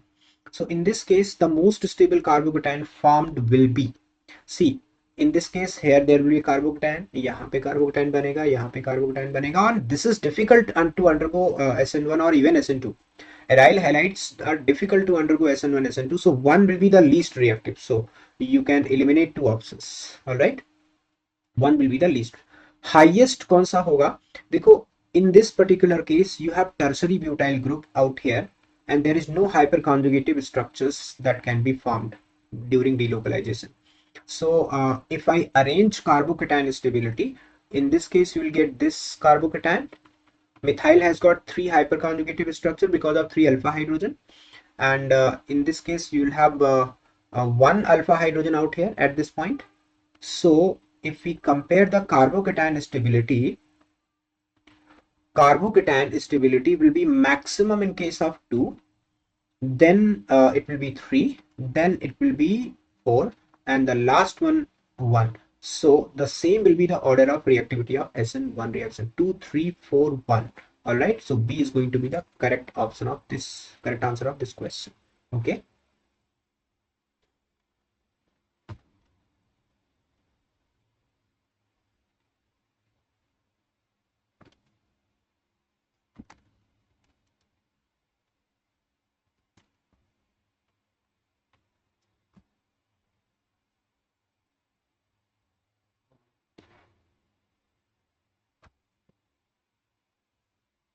In this question there is a list given. In fact, two columns are given.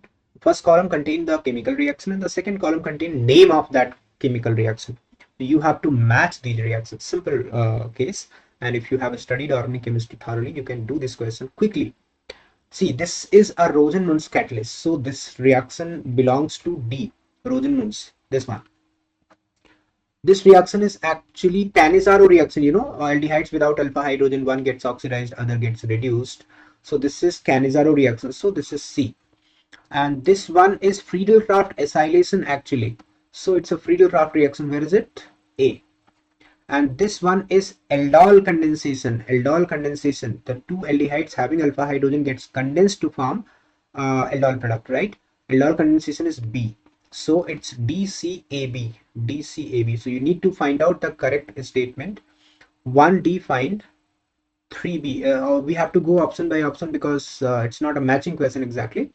So 1D and 3B. 3B नहीं, ये correct नहीं होगा. 1C and 3A. This is also not correct. 1D, 3A. 1D, 3A. This is going to be the correct one. And 1A, 3C. 1A not correct. All right.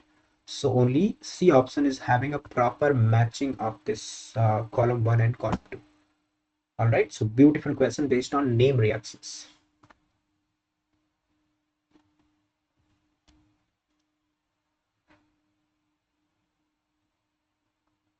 Arrange the following compound in increasing order of XCF bond angle actually. Like in XCF2, this is a linear actually. This is sp3d linear shape. So you'll have 180-degree bond angle. This is 180. And XCF4 is actually sp3d2. There are two lone pairs. At xenon, 2 lone pairs and 4 bond pairs. sp3d2, it will be square planar, so you'll have 90-degree angle.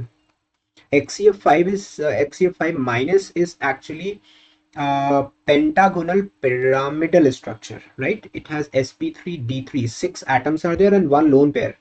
So sp3d3, where 1 lone pair is there, so it will be very close to 72-degree angle, not exactly 72 but close to 72. So your correct answer has to be maximum XCF2. You need to increasing order of bond angle. XCF2 maximum, XCF4, XCF5 minus. So B is going to be your correct option. All right. Hi everyone. This question is based on the isomerism of coordination compounds. It is asked that which of the following has maximum number of geometrical isomers. The key to interpreting these generic formulas is given in the question. M is the central metal atom. AB is an unsymmetrical bidentate ligand. AA is a symmetrical bidentate ligand. A, B, C are monodentate ligands, and so in option D. Now let us start with the first formula, MAB3. So this represents an octahedral complex in which the central metal is bonded to 3 unsymmetrical bidentate ligands of the same type. So let us try to see how many geometrical isomers are possible. In one of the arrangements, we can put, let's say, all A atoms cis to each other, then all B atoms would also be cis with respect to each other. So you can see that in this geometrical isomer, all the 3 donor atoms of A type, they are cis, as well as B donor atoms are also cis. In another arrangement, we can take the 2 A donor atoms trans with respect to each other. Then we can have 1 B here. So this would be AB. We can have 1 B here. This would be AB. And then we can have 1 A and 1 B here. In this isomer, we can see that 2 donor atoms are trans as well as 2 B donor atoms are trans to each other. So there are a total of 2 geometrical isomers for this complex. The complex in option B has no geometrical isomers because it is a symmetrical bidentate ligand and only one type of donor atoms are there. Let us talk about Ma2B2C2. Here we have 3 different types of monodentate ligands, each 2 in number. So let us start with the possibilities. One possibility is that we can have A trans, B trans, and C trans. So in this formula, in this structure, we can see all 3 types of ligands are trans with respect to each other, A, B, as well as C. We can also have all of them cis, as in 2 A donor atoms here, so they are cis with respect to each other, 2 B ligands here, so they are also cis with respect to each other, and C here, so that is also C. So A, B, and C, all 3 are cis. Now, another possibility is that we can take A trans like this and B cis like this. So in this structure, we can see that the 2 ligands of type A, they are trans and the other 2 are cis. Similarly, we can take B trans and A cis here, or we can also take C trans and A and B cis with respect to each other. So there is a total of 5 possibilities. That is 1 trans and 2 cis. We cannot have 2 trans because if we have 2 trans, then the third one will also be trans with respect to each other. So total number of geometrical isomers possible for a complex of formula Ma2B2C2 is 5. As regards the last option, Ma4B2, here we can see cis and trans isomerism, geometrical isomerism with respect to the ligand B. And since there are 2 of them, only 2 possibilities are there. Either the 2 B ligands can be cis or trans with respect to each other. So either the 2 B donor atoms can be cis and the remaining 4 positions would be occupied by 4 A ligands, or they could be trans, like 1 B here and another B here, and the remaining 4 positions are occupied by the ligands of type A. So the total number of geometrical isomers would be 2. So the question was, which of the following has maximum number of geometrical isomers? So that would be option C as the right answer. Thank you.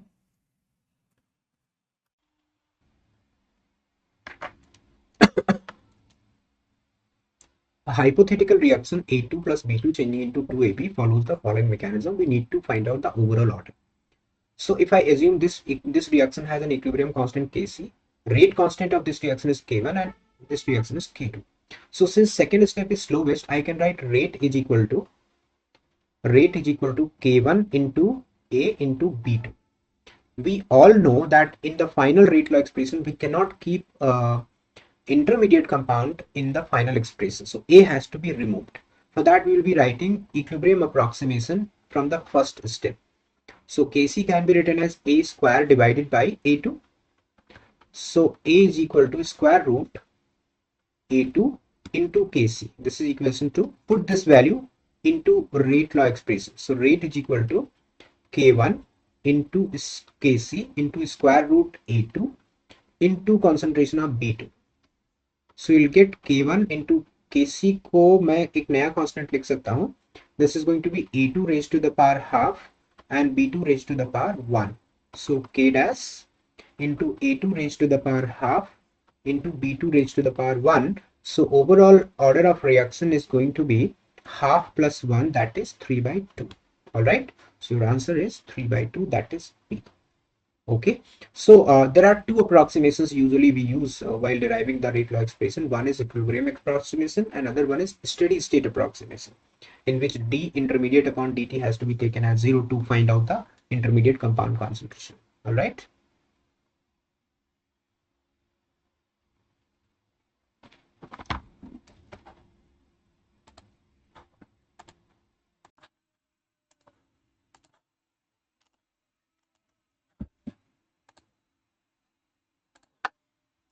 In this question, we need to calculate delta S total, that means delta S system plus delta surrounding in kilojoule per mole.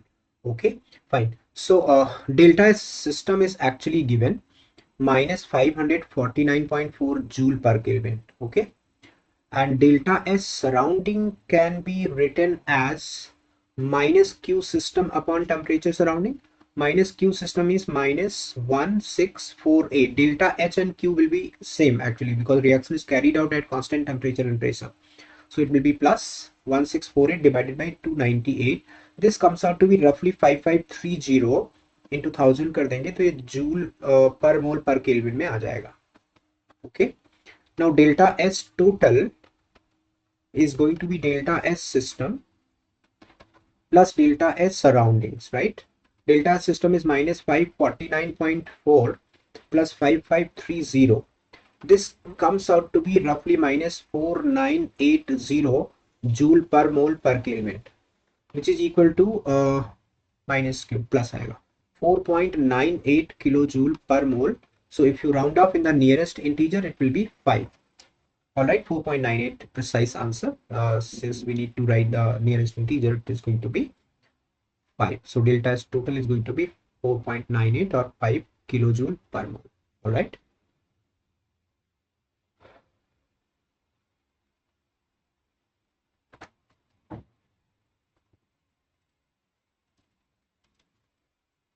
In this question, we need to find out number of sp2 hybridized carbon in the major product actually.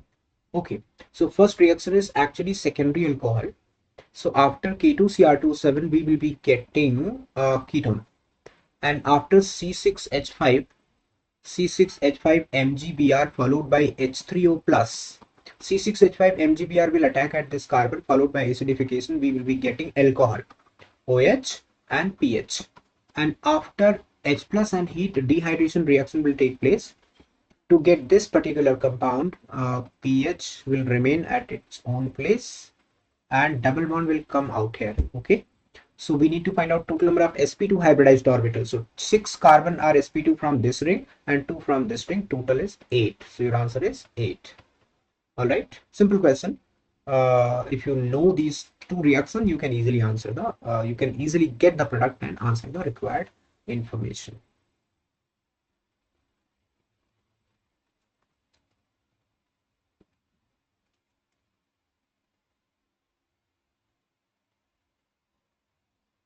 How many of the following are correct if the compound has more extent of polarization?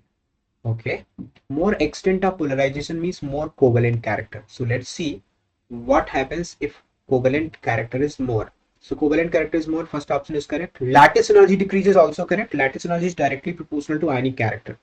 Melting point decreases correct, because more will be the ionic character, more will be the melting point. Hardness decreases actually, so this is not correct. Solubility in polar solvent decreases, while that in relatively non-polar solvent increases. solubility in polar solvent decreases while solubility, oh yes, ये भी correct है, polar solvent, क्योंकि मोर जितना ज्यादा covalent character होगा non polar solvent में dissolve होने का टेंडेंसी उतना बढ़ जाएगा. This is also correct. Electrical conductivity increases wrong. Higher will be the covalent character, lower will be the ionic character. So lower will be the electrical conductivity of the solution. Acidic character of oxide decreases. This is also incorrect. So you'll have total 4 options correct. Your answer is going to be 4. 4 statements correct. Total going to be 4 as an answer in terms of integer. Okay.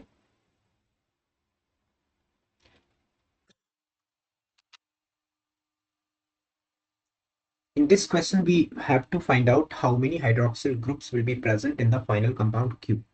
So first we need to find out what is the structure of that product Q.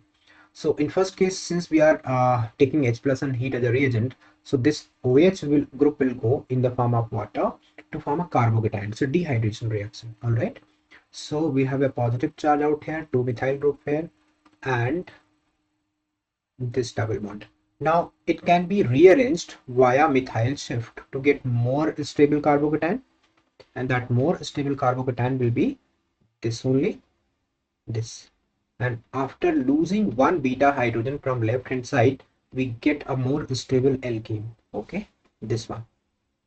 When it undergoes aqueous dilute KMnO4, this is going to have syn hydroxylation, right? Syn hydroxylation product. So you'll get two OH group here and two OH group here. OH, OH. All right. So there are 4 OH group coming into the product. Stereochemistry is not relevant for this question. So there are 2 double bonds. Therefore, every double bond is going to have 2 OH groups in the hydroxylation product. Therefore, total number of OH groups are going to be 4 in this final product. All right.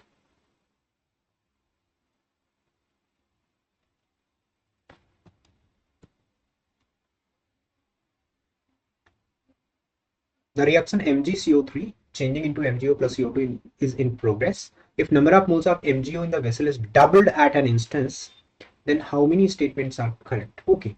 If you write Kp of this reaction, it will be only pressure of CO2. If this reaction, suppose this reaction is at equilibrium, so Kp is only, Kp or Qp both are dependent on pressure of CO2 or concentration of CO2. If you write Kc, it will be concentration of CO2, Kc concentration of CO2, or Qc concentration of CO2, or Kp partial pressure of CO2, Qp partial pressure of CO2. All right. Solid component and liquid component will not come into picture when we write Kc and Kp of a heterogeneous equilibrium reaction. Okay, now go to the question. How many statements are correct? The reaction constant Q is half wrong because Q is not dependent upon quantity of MgO. Reaction constant Q is doubled. This is also not correct because of the same reason. Number of moles of CO2 present at equilibrium is half. It is not possible as CO2 represent equilibrium component, and equilibrium component का mole या pressure same रहेगा.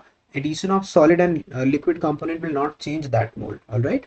Partial pressure of CO2 in the vessel remain unchanged. This is what I was telling. Since partial pressure of CO2 is actually indicating Kp, and Kp will not be affected by adding MgCO3 or even MgO.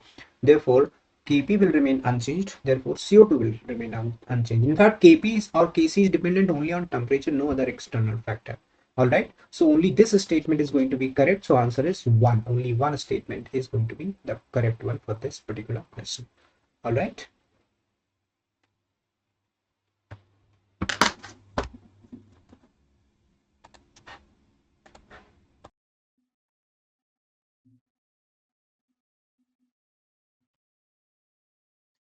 Hi everyone, I'm Firoz Khan, Master Teacher of Mathematics and at Vedantu. So in this video, we are going to discuss the mathematics paper which was conducted very recently. So let's see this question from 3-dimension geometry. So what is given here? Two lines are given. X is equal to ay plus b, z is equal to cy plus d. This is the first line. And second line is x is equal to a dash z plus b dash and y is equal to c dash z plus d dash, right? And these two lines are perpendicular. So what will be the correct option here? So first let's convert these two lines in standard form. To see the line 1 can be written as x minus b over a, y over 1 and z minus d over c. This is the first line. And second line can be written as x minus b dash over a dash, y minus d dash over c dash, and z over 1. And since the lines are perpendicular, the dot product of their direction vectors should be 0. Means a into a dash plus 1 into c dash plus c into 1 should be 0. Simply dot product of their direction should be 0. So since lines are perpendicular, I can write a dash plus 1 into c dash plus 1 into c is equal to 0. So this should be the correct option. A dash plus c dash plus c means I can see option D should be correct here, right?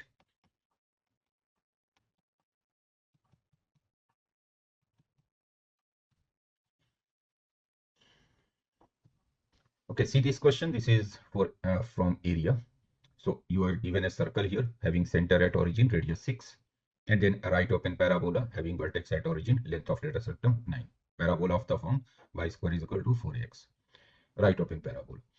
Now you have to find the area of the circle, area of the part of the circle which is outside the parabola. Means area inside the circle but outside the parabola, right? So let's draw the figure first. So I have a circle here whose center is origin, radius is 6. So let's draw a circle first.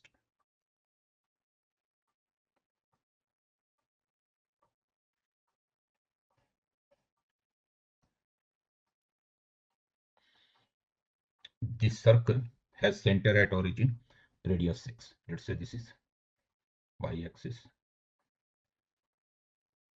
and this one is x-axis.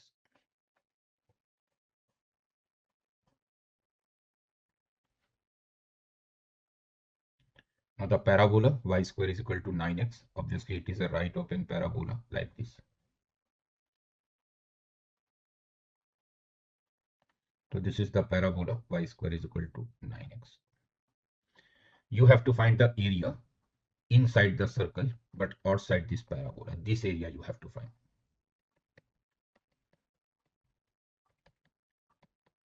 Right. So you can also say that, okay, let's find the area of the complete circle minus area of this region which is not shaded. Means first find the area which is not shaded and subtract this area from the area of the circle. That will be the required area. And to find this area which is not shaded here, I have to get the point of intersection of the circle and the line first.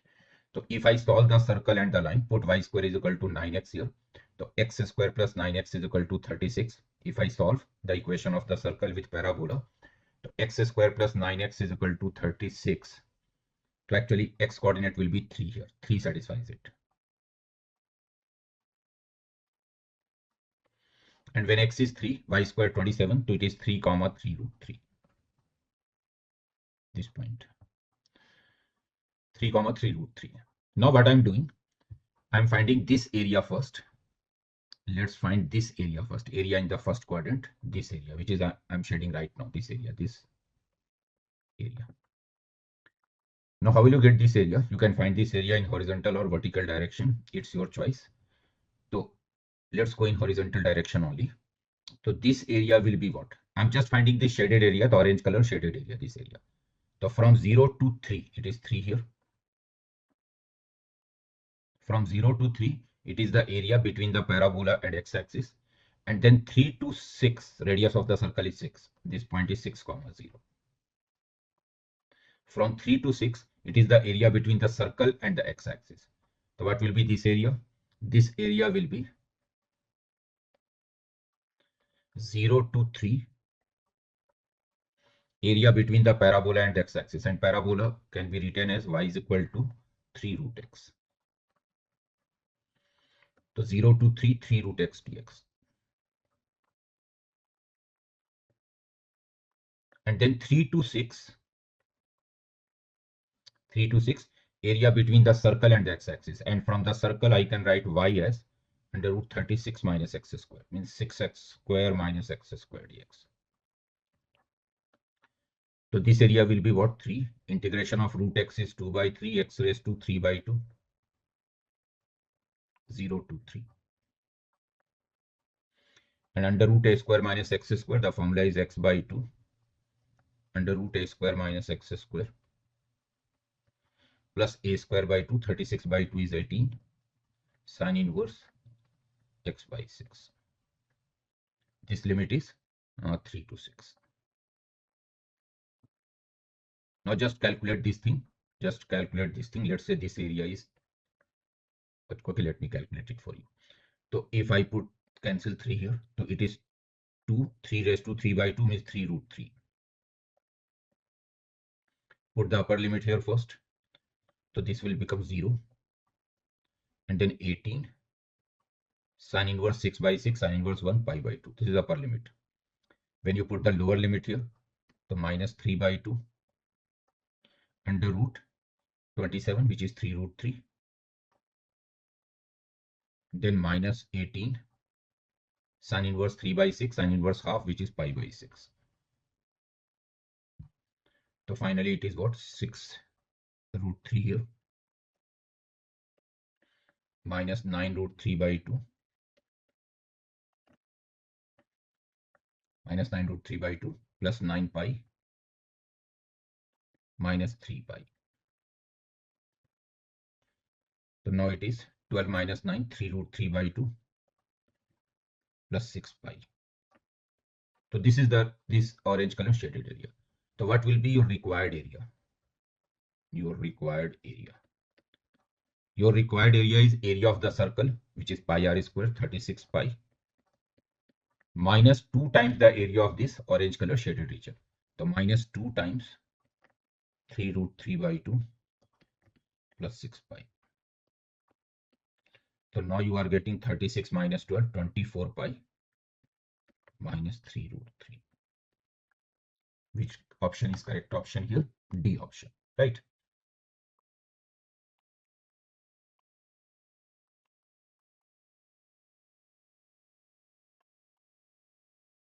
Okay, see this question. This is from PNC, permutations and combinations. So a scientific committee is to be formed from 6 Indians and 8 foreigners. So Indians are 6 and foreigners are 8. Now, this committee must contain at least 2 Indians and double the number of foreigners as Indians. Means the number of foreigners should be twice the number of Indians. So how many such committees can be formed? So what will be the number of committees here? Number of ways of forming the committee.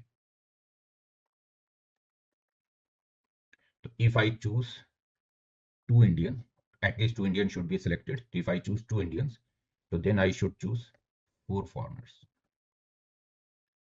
If I choose 3 Indian, so then I should choose 6 foreigners.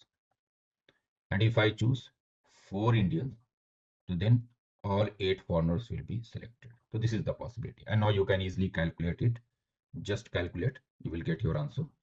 And the value is 1625 here when you calculate it.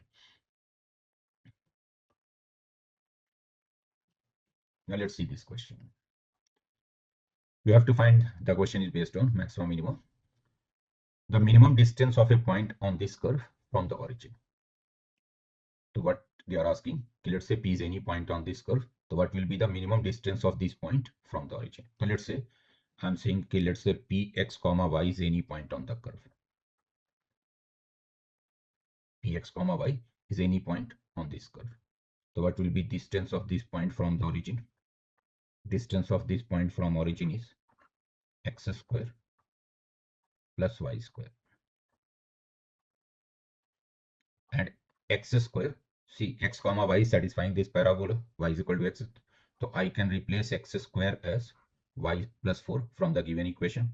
So it is y plus 4 plus y square. X square can be replaced by y plus 4. So now it is under root y square plus y plus 4. And if I form a perfect square here, so it is y plus 1 by 2 whole square plus 15 by 4. You can clearly check y square plus y and then 1 by 4 plus 15 by 4. So you can clearly see that this perfect square is minimum 0. So hence minimum distance, minimum of OP will be under root 15 by 4, or you can say root 15 by The minimum distance is under root 15 by 2 here. Option A.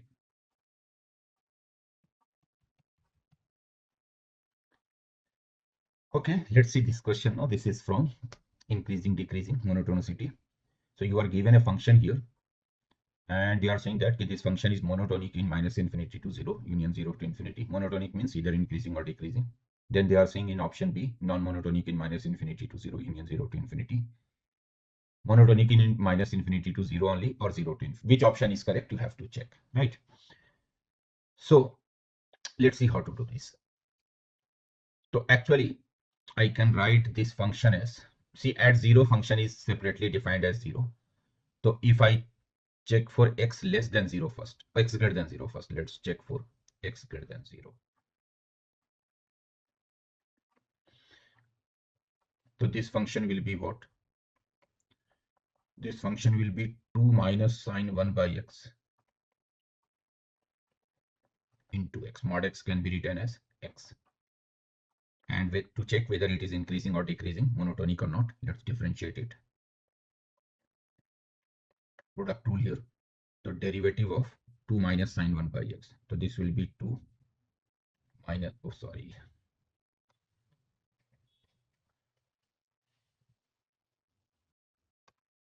Let's differentiate x first. The derivative of x1. So 2 minus sine 1 by x is left as it is. Derivative of x is 1. Then x left as it is. And derivative of 2 minus sine 1 by x. So derivative of 2 is 0. Sine 1 by x, so cos 1 by x.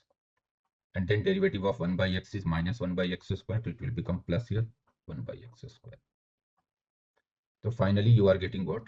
You are getting 2 minus sine 1 by x plus x cos 1 by x. No, 1 by x cos 1 by x. Not x cos 1. It is 1 by x cos 1 by x. Now you can see that this quantity is always positive. 2 minus, why have written sine x, actually it is sine 1 by x.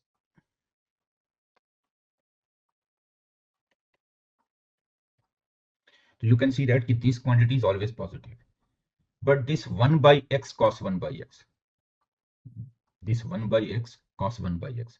So when x is approaching to 0 from the right, so this angle is approaching to infinity. You can say that this is cos theta, where theta is approaching to infinity. If I replace 1 by x as theta. So when x approaches to 0, theta approaches to infinity, so cos theta will be oscillating between minus 1 and plus 1. So this quantity can change its sign very frequently. It will be oscillating between minus 1 and 1. And this 1 by x is actually infinity. So this whole quantity 1 by x cos 1 by x, this whole quantity 1 by x, when x is approaching to 0, this whole quantity will be fluctuating between minus infinity and plus infinity like this.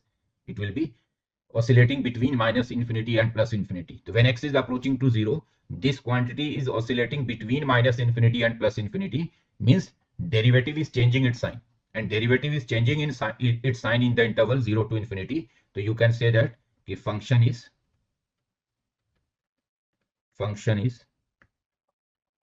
not monotonic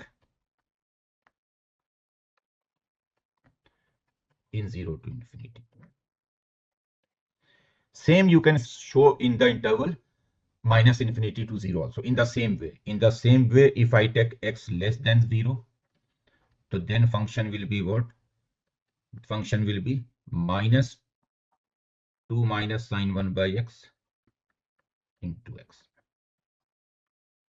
Mod x will be minus x only, otherwise everything is same. So you will get the same derivative but with minus sign. So this time you will get derivative with same derivative but with minus sign. 2 minus sine 1 by x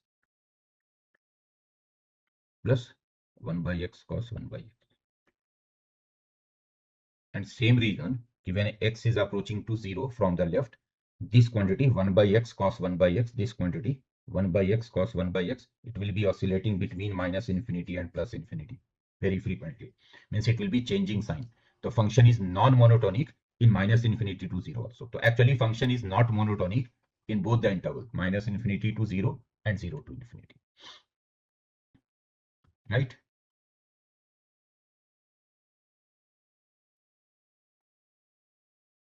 Let's see this question. A circle is touching both the y-axis and this line.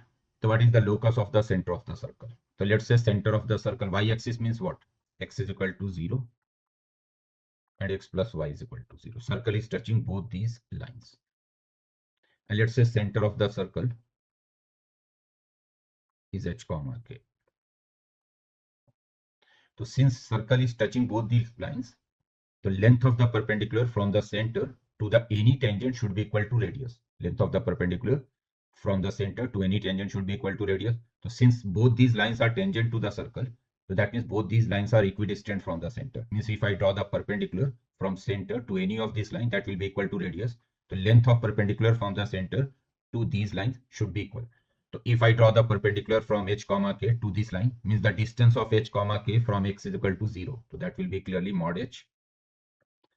And distance of h comma k from the second line, that will be mod h plus k by under root a square plus b square root 2. So these two distances should be same.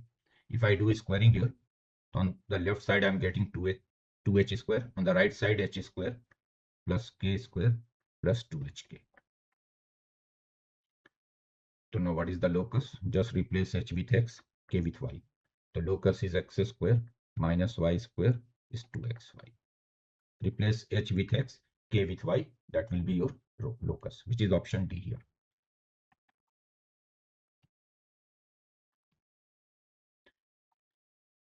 Next question is from parabola. This question is from parabola. P and Q are two distinct points on the parabola with parameters t and t1. Normal at P passes through Q. So what will be the minimum value of t square? So this is standard result. If normal to this parabola at t passes through t1, so then t1 is minus t minus 2 by t. This is a standard result.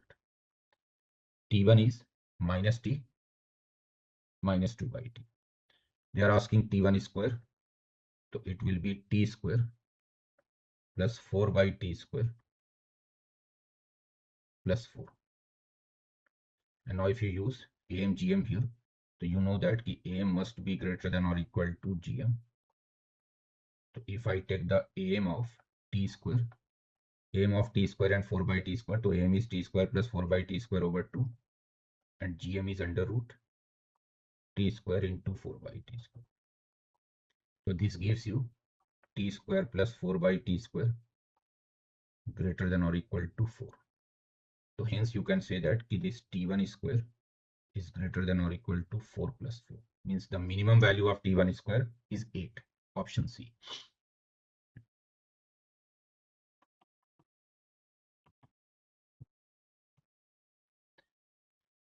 Okay, let's see this question. This is from differential equations.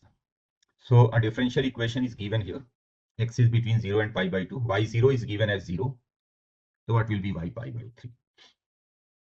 So see, this differential equation can be written as, if I find dy by dx here. If I find dy by dx here, so it can be written as dy by dx minus y sin x is equal to this, take everything to the right side. So dy by dx minus y sin x, y tan x, it will be no sin x over cos x. If I take this left hand quantity on the right side and divide, so I will get this quantity divided by left quantity. So sin y tan x, actually it's not that sin x here. So dy by dx minus y tan x is equal to 1 over cos x 3 sin x plus cos x plus 3. And now you can see that it is a linear differential equation. Dy by dx py q. P is minus tan x, q is this. So what will be its integrating factor? Integrating factor is e raised to p dx. P is minus tan x. So it is e raised to minus, in fact it will become e raised, integration of tan x is minus log cos x minus math 2, it will be ultimately cos x. So now what will be the solution? The solution will be left side y into integrating factor and the right side q into integrating factor. So if you multiply this q with integrating factor, so ultimately right side becomes 1 over 3 sin x plus cos x plus 3 dx. Now I have to integrate this right hand side. What I will do, I will write sin x as 2 tan x by 2 over 1 plus tan square x by 2 and cos x as 1 minus tan square x by 2 over 1 plus tan square x by 2. So ultimately when I write sin x as 2 tan x by 2 over 1 plus tan square x by 2, cos x as 1 minus tan square x by 2 over 1 plus tan square x by 2 and simplify, so then numerator becomes secant square x by 2 dx. And denominator will be what? Denominator will be 3 into 2 tan x by 2 means 6 tan x by 2. Cos x 1 minus tan square x by 2.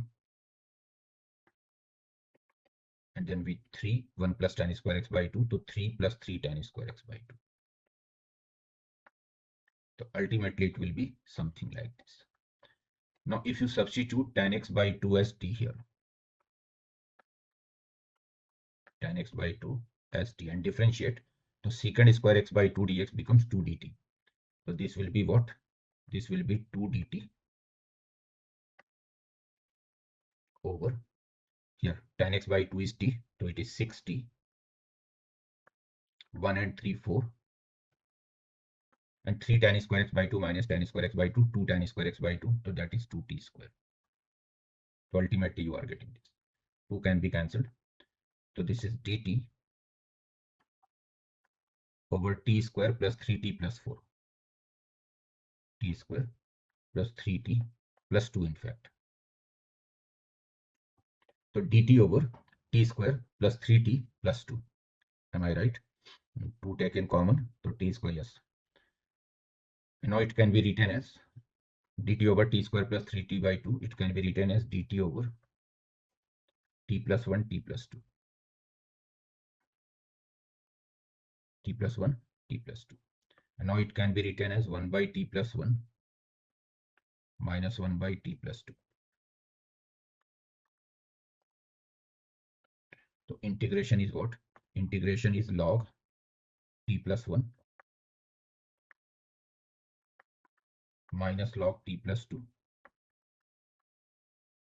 plus c. No need to take mod here because t is obviously positive. Angle x is between 0 and pi by 2, so t is obviously positive, so no need to take mod. It is basically log mod t plus 1 over t plus 2, and t is what? Tan x by 2. So you got mod log mod tan x by 2 plus 1 over tan x by 2 plus 2 plus c. This is y cos x. Now y0 is 0. Y0 is 0. Means if you put x0, so then y is 0. So when you put x is equal to 0, y is equal to 0, you will get c is equal to 0. Just put x is equal to 0. No, c is not 0, my bad. When I put x0, y0, so left hand side is 0, right hand side will be log 1 by 2 actually. So c is log 1 by 2. C is log 1 by 2. Now they are asking the value at pi by 3. What will be the value at pi by 3? So just put x is equal to pi by 3 now and get y. So when you put x is equal to pi by 3 here, so you will get y. Cos pi by 3 is root 3 by 2. On the right side you will get log. Tan pi by 6 is 1 by root 3. So 1 by root 3 plus 1. 1 by root 3 plus 2. And c is log half. You can also write it as minus log 2 c. And just simplify it. You will get the value of y. Whatever value you are getting for y, that will be your required answer. So ultimately it comes out to be B after simplification. Just simplify, you will get your answer.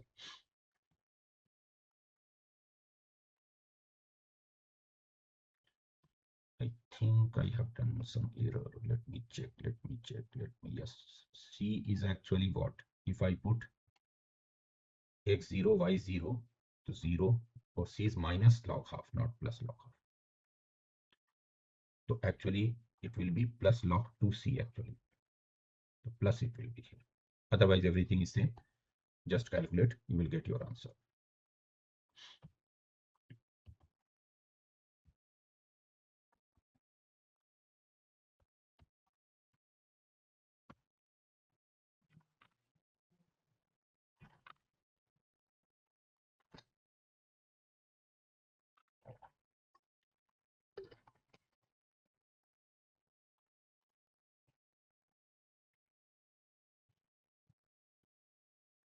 Okay, see this question. So you are given an equation here, e raised to x integral part whole square, then plus integral part of x, e raised to x plus 1 minus 3. And you have to find the values of x satisfying this equation. So this equation can also be written as integral part of e raised to x square plus integral part of e raised to x.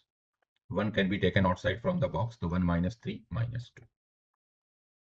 And now you can see it is basically a quadratic equation, t square plus t minus 2 0. T is integral part, e raised to x. Now just factorize it. So its factor will be t plus 2, t minus 1. So t is either 1 or minus 2. But you can clearly see that the t cannot be negative, as e raised to x can never be negative. E raised to x can never be negative. Exponential function is never negative. So t cannot be negative. So therefore this minus 2 is not possible here. So you got t1. T1 means integral part of e raised to x1. So hence this e raised to x must lie between 1 and 2. So hence x will be lying between log 1. In fact, if I take log here, to log 1, yes, log 2. So x must be lying between log 1 and log 2. ln, in fact, ln1 to ln2. Log is actually with the base e here. So x and log 1 is 0. So x belongs to 0 to log 2. Means option C should be the correct option here.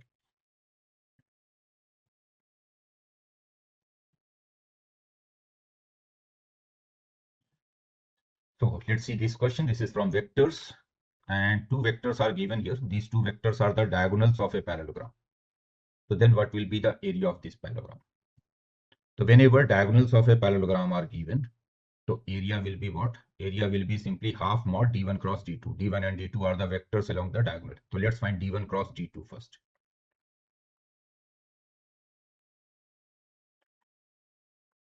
d1, d2 are the vectors along the diagonals, which are given actually. d1 is 8i minus 6j and d2 is 3i plus 4j minus 12k. So what will be d1 cross d2? I, j, k. 8 minus 6, 0. 3, 4 minus 12. 8 minus 6, 0, 3, 4 minus 12. Now you can clearly see that I can take 2 common from the second row. So it is 2 times I, j, k. And now I have 4 minus 3, 0. And then 3, 4 minus 12. Now just expand this. So what you will get? You will get 2 times 36i. Then minus 48 means plus 48j. If you take minus j here, so minus 48 plus 48j. And k, 16 plus 9. 16 plus 9, 25k. This is d1 cross d2. So area will be what? Area will be half mod d1 cross d2. So that basically it will be under root 36 square plus 48 square plus 25 square. This will be area. Now just calculate it. You will get your area. So when you calculate it, it comes out to be 65.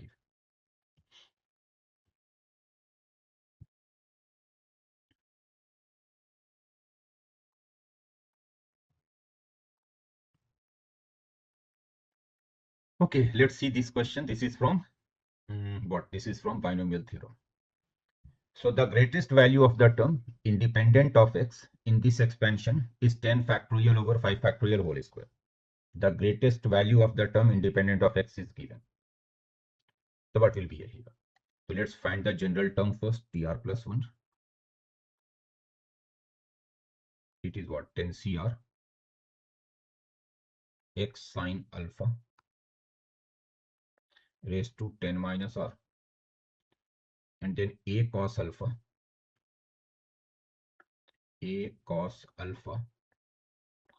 oh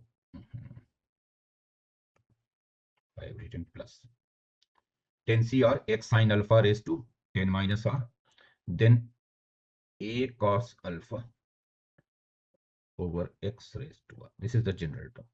NCR x raised to n minus r y raised to r. Now it can be written as 10 cr sine alpha raised to 10 minus r,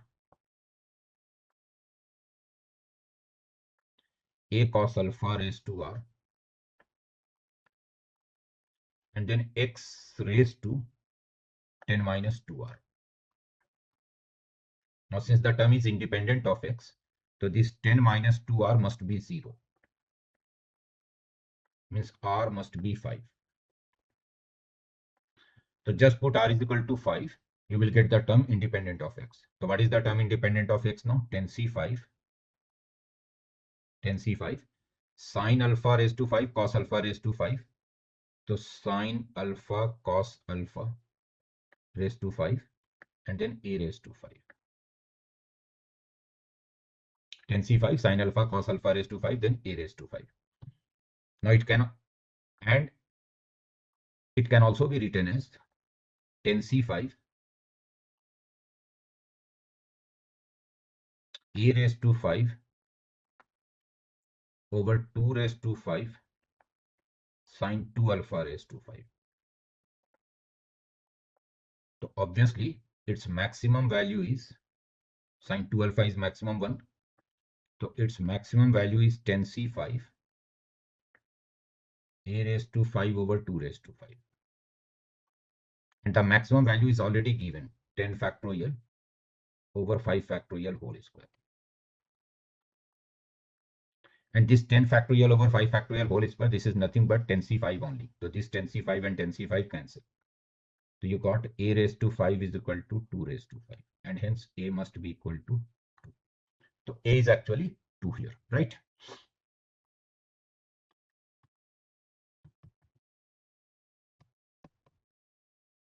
Let's see this question from trigonometry. You have to get the value of cot pi by 24. Pi by 24 is actually 7.5 degree. So we in fact don't know the value of 7.5 degree, but I can write the values of 15 degree. So just try to double this angle. So let's say this pi by 24 is theta. Let's say this pi by 24 is theta. So I need to find cot theta. And cot theta can be written as 1 plus cos 2 theta by sine 2 theta.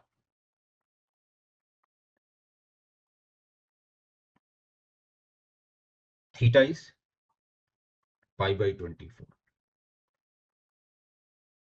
So then what will be cot pi by 24 here? When you put theta is equal to pi by 24, so it will be 1 plus cos 2 theta will be 15 degree. Pi by 12, 15 degree over sine 15 degree. And you can easily find cos 15 degree. Cos 15 degree is root 3 plus 1 by 2 root 2. You can easily find sine 15 degree, which is root 3 minus 1 by 2 root 2. So ultimately it is 2 root 2 plus root 3 plus 1 over root 3 minus 1. Now let's rationalize. Multiply numerator and denominator by root 3 plus 1. And just simplify, you will get your answer. So when you multiply the numerator, you will get 2 root 6 plus 3 plus root 3, then 2 root 2 plus root 3 plus 1, and denominator will be clearly 2. So now it is 2 root 6 plus 2 root 3, 2 root 6 plus 2 root 3 plus 2 root 2 plus 4 by 2. So your final answer is root 6 plus root 3 plus root 2 plus 2. This should be the answer. Root 6 plus root 3 plus root 2 plus 2 means the last option is the correct option here.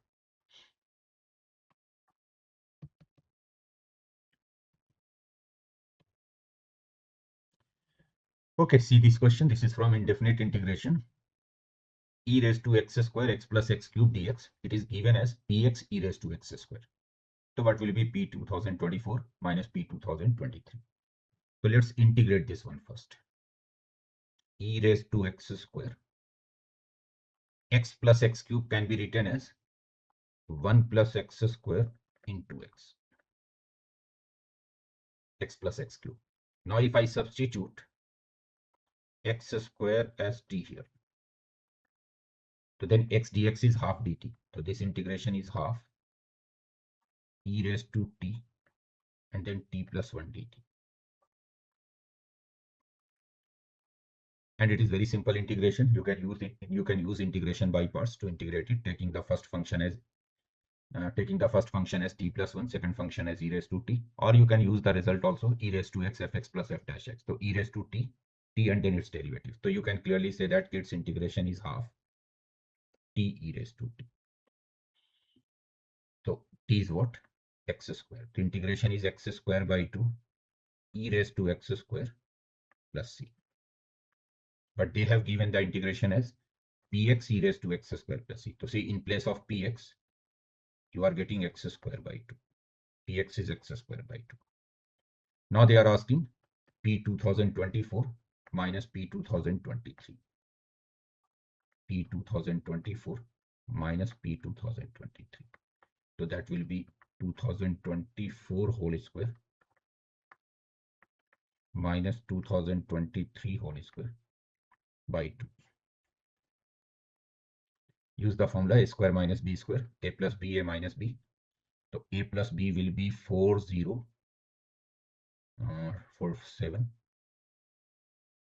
or a minus b will be 1 divided by 2. So finally you are getting it as 2023.5. Option C is the correct option here, 2023.5, right? Option C. Fx is given to you and you have to find f dash x at x is equal to 5. Derivative of the function at x is equal to 5. So very easy, just differentiate it straight away. If I differentiate it, so derivative of log will be 1 by x minus under root x square minus 16.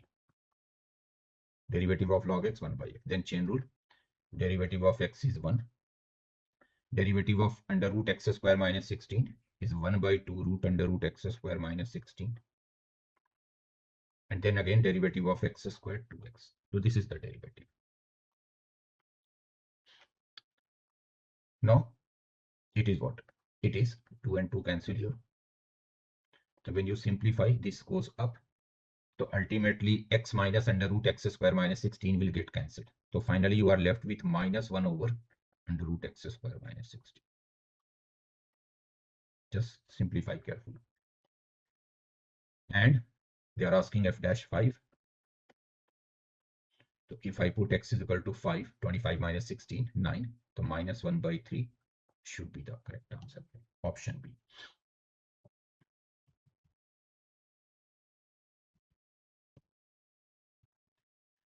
This is purely theoretical problem. You have to pick the correct option, which one is correct here. So if you draw the graph of each of these functions, you can easily see which one is correct. See, sine inverse x and cos inverse x, obviously they intersect at x is equal to 1 by root 2. At x is equal to 1 by root 2, both will be same. Sine inverse 1 by root 2, cos inverse 1 by root 2, pi by 4. So this one is obviously not true.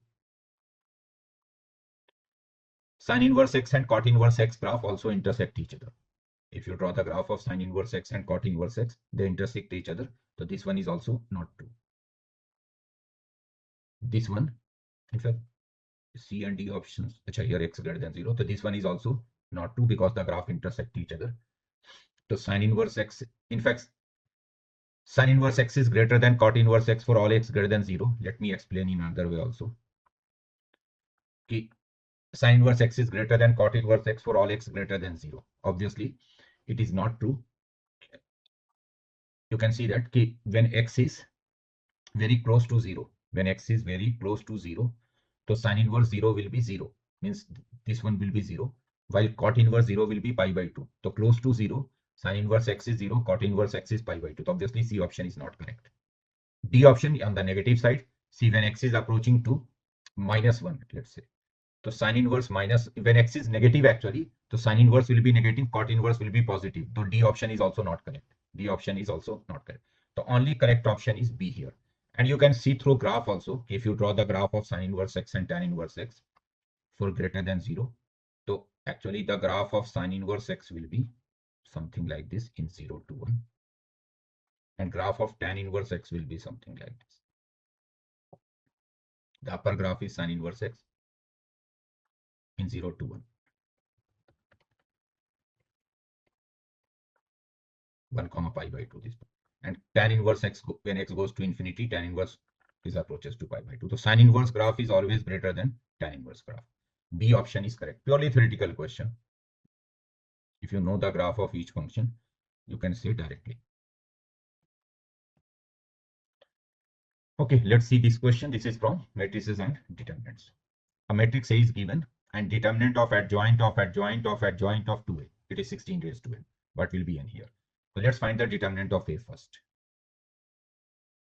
Determinant of A first. So let's expand it through the first row. So I will get to 4 minus 1. So 2 into 3. Then minus 1. This one and this one disappears. So I'm getting 2.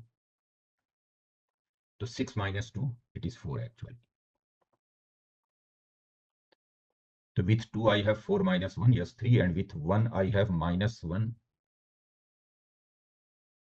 With 1 I have actually, yes 2. So minus 1 into 2. Now what is this adjoint of adjoint of adjoint of 2A? Adjoint of adjoint of adjoint of 2A. So basically it is 3 times adjoint. So this will be determinant of 2A raised to n minus 1 whole cube. N is the order here. And this is given 16 raised to n. N is the order. N is order means 3. So it is determinant of 2A. N is 3. 3 minus 1, 2, 2 cube, 8. 16 raised to n. Okay, let's find the value first. Then see what happens. So it is determinant of 2A raised to 8. Now determinant of 2A can be written as 2 cube times determinant of A. Whole raised to 8. So it is 2 raised to 24. Determinant of A raised to 8. 2 raised to 24. Determinant of A is 4. 4 raised to 8. 2 raised to 24. 4 raised to 8. And it can be written as 2 raised to 4 raised to 6 and 4 square whole raised to 4. So it is 16 raised to 6 and then 16 raised to 4. So finally it is 16 raised to 10. So hence n must be 10 here. N must be equal to 10. And this n which I have written here, n is the order actually. So let me erase it, otherwise you will get it confused. Determinant of adjoint of adjoint of adjoint 2A. It is determinant of, let me write 3 here only. 3 times adjoint. So it is 3 minus 1 whole cube. So 10 is the correct answer here, right?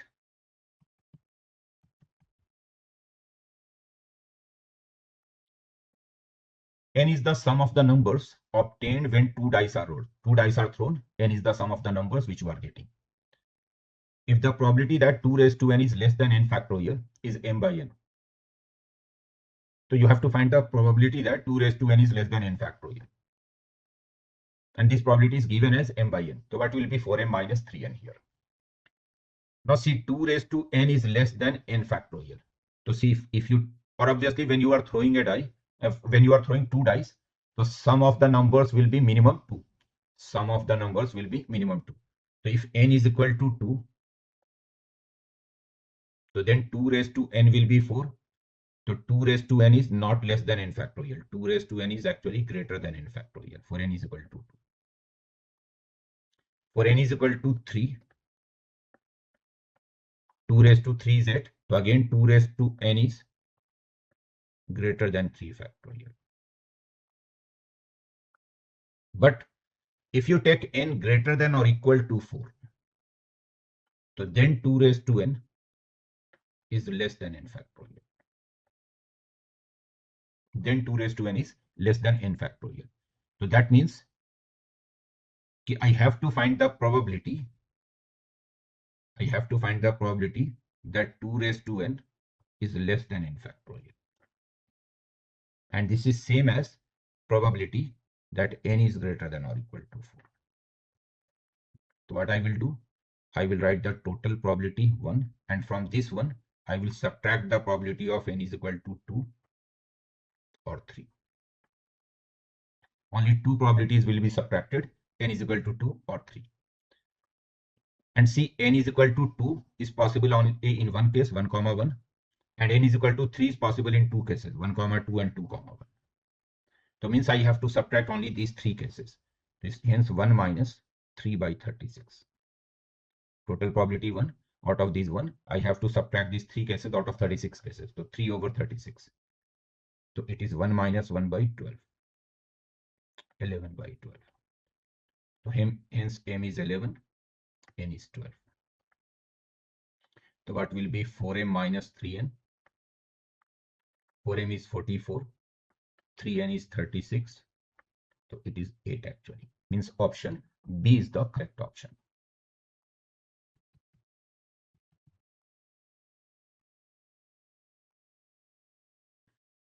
Okay, see this question. This is from functions. X denotes the total number of 1, 1 functions from A to B. A contains 3 elements, B contains 5 elements. A contains 3 elements, B contains 5 elements. So number of 1, 1 functions from A to B, it is X. So straight away you can write it as 5p3.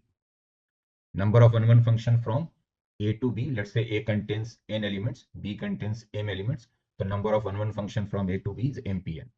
5p3 means 5 into 4 into 3. Then they are asking number of 1, 1 function from A to A cross B. So A contains 3 elements and A cross B will contain 3 into 5, 15 element. Number of 1, 1 function from A to A cross B is Y. So it is 15p3. Means it is 15 into 14 into 13. So if I take the ratio X over Y, so 5, 4, 3, 15, 14, 13. So ultimately 5 into 3, 15. So 5 into 3, 15. 4 and 14 cancel. So in the numerator you are left with 2 into 3. And in the denominator you are left with 3 into 7 into 13. So hence you are getting 13 into 7, 91. And 91 into 3, 273. So 273x is equal to 6y. This should be the correct answer.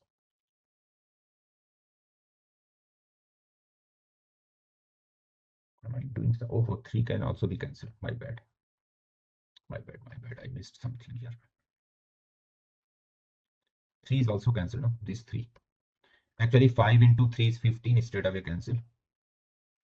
So this 5 into 3 is 15 cancelled. 2 also cancelled. So you are left with 2 and denominator 91. So actually, I'm getting 91x is equal to 2y. My bad. 91x 2y means option B should be the correct option.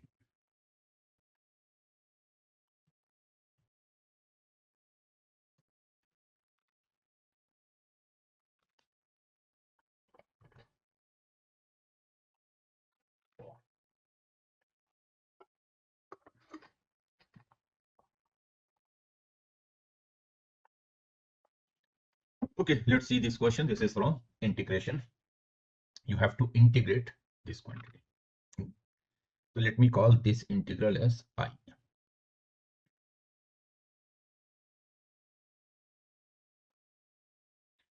What you can do here, just use integration by parts, taking second function as 1. 1 means take the second function as x raised to 0 and apply integration by parts. So leave the first function as it is, log.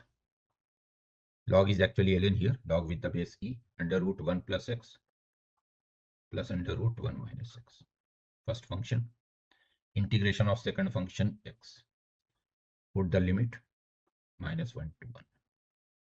Then minus a new integration minus 1 to 1, derivative of first function. So that is 1 by under root 1 plus x plus under root 1 minus x. Then you will differentiate this root 1 plus x as 1 by 2 root 1 plus x.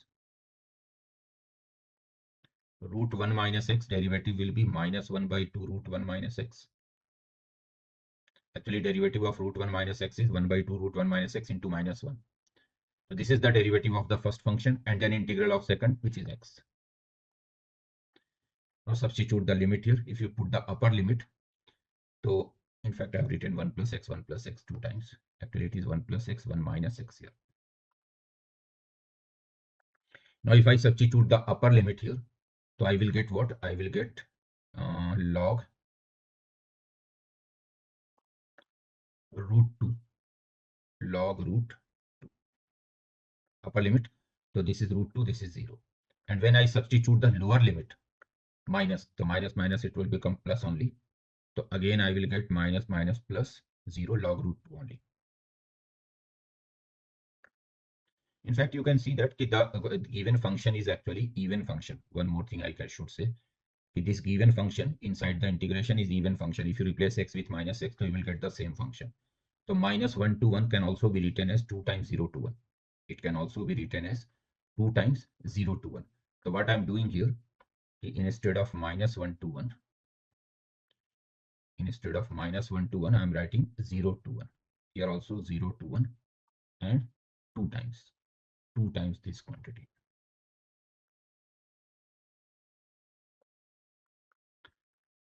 So now it is easy. Just when you put upper limit, so it is log root 2 2 times, lower limit it is 0. So it is 2 log root 2 here. Then minus 2 times 0 to 1, and see from inside the bracket you can take 2 common. So 1 by 2 here, 0 to 1, 1 by under root 1 plus x plus under root 1 minus x. Now this quantity, if you take the LCM, it is under root 1 minus x square here, under root 1 plus x under root, you will get here under root 1 minus x minus under root 1 plus x into x dx. Now what I'm doing, I'm multiplying the numerator and denominator with under root 1 minus x minus under root 1 plus x here.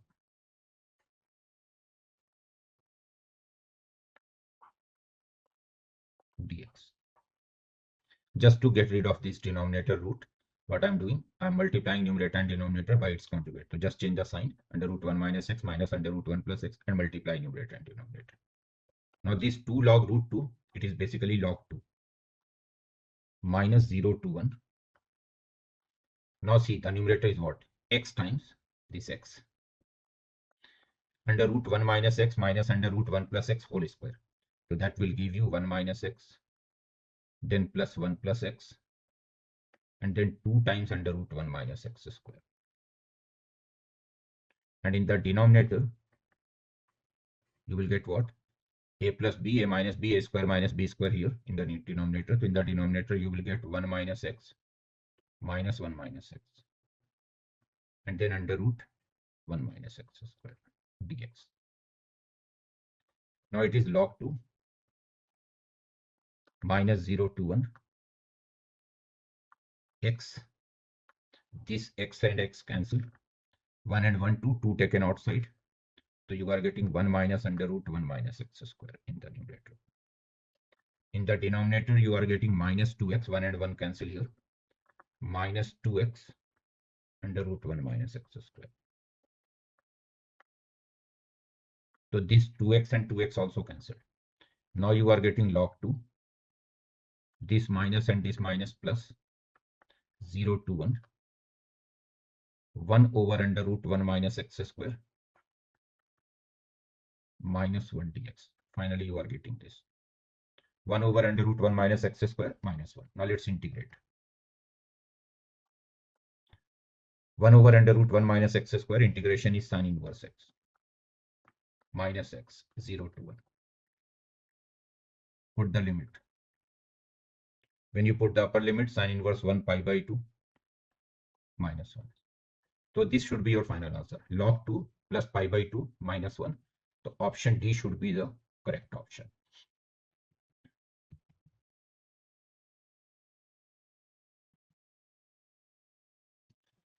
Okay, let's see this question. This is from probability and quadratic. Combined concept of probability and quadratic will be used. So they are saying that what is the probability of selecting an integer a belongs to minus 5 to 30 such that x square plus 2 times a plus 4x minus 5a plus 64 greater than 0. So x square plus 2 times a plus 4x minus 5a plus 64 greater than 0. Any quadratic is greater than 0 for all x only when its discriminant is less than 0 and the leading coefficient is positive. The coefficient of x square should be positive, which is already here 1, and discriminant should be negative. Now discriminant is what? Discriminant is 4 times a plus 4 whole square minus 4 times minus 5a plus 64. It should be less than 0. Now 4 can be taken common, so you got a square plus 8a plus 16, then plus 5a minus 64.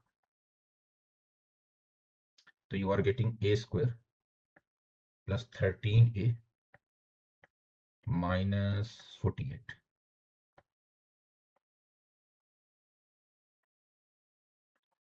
Can we factorize? 48 is what? 6 and 8, or 12 and 4, or 16 and 3. Yes, okay, it can be factorized as a plus 16, a minus 3. So hence a belongs to minus 16 to 3. So what are the favorable cases? A is an integer belonging to minus 16 to 3. So a can be minus 15, minus 14, and up to what? Up to 2. So total 18 integers here. So favorable integers, favorable cases, or you can say favorable integers, is 18 here. And what is total number of integers here? Total number of integers is 31 here. 36 here actually.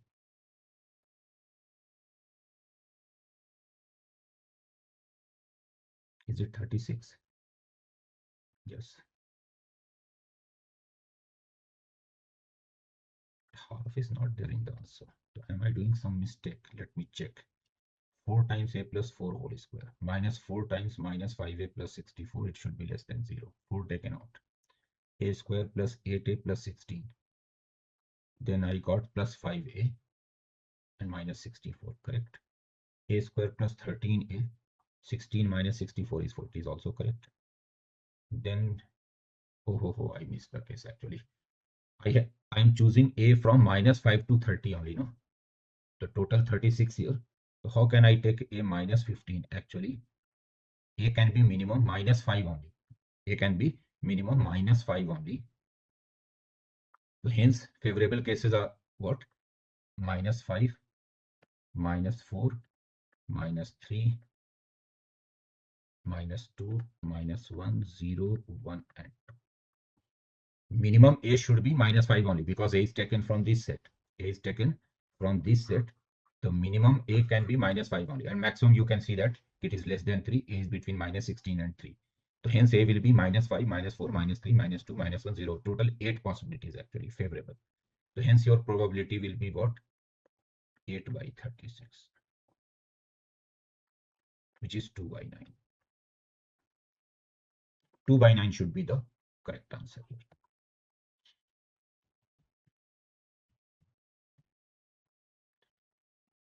Okay, see this question. This is from continuity. This function is said to be continuous at x is equal to 0. So what will be? K is actually f of 0. K is actually 1 by k is actually f of 0. 1 by k is actually f of 0. So since function is continuous at x is equal to 0, so hence you can say that f of 0 is limit x approaching to 0 fx, means limit x approaching to 0 cos of sin x minus cos x over x4. This is f of 0. And f of 0 is what? F of 0 is 1 by k. Limit x approaching to 0.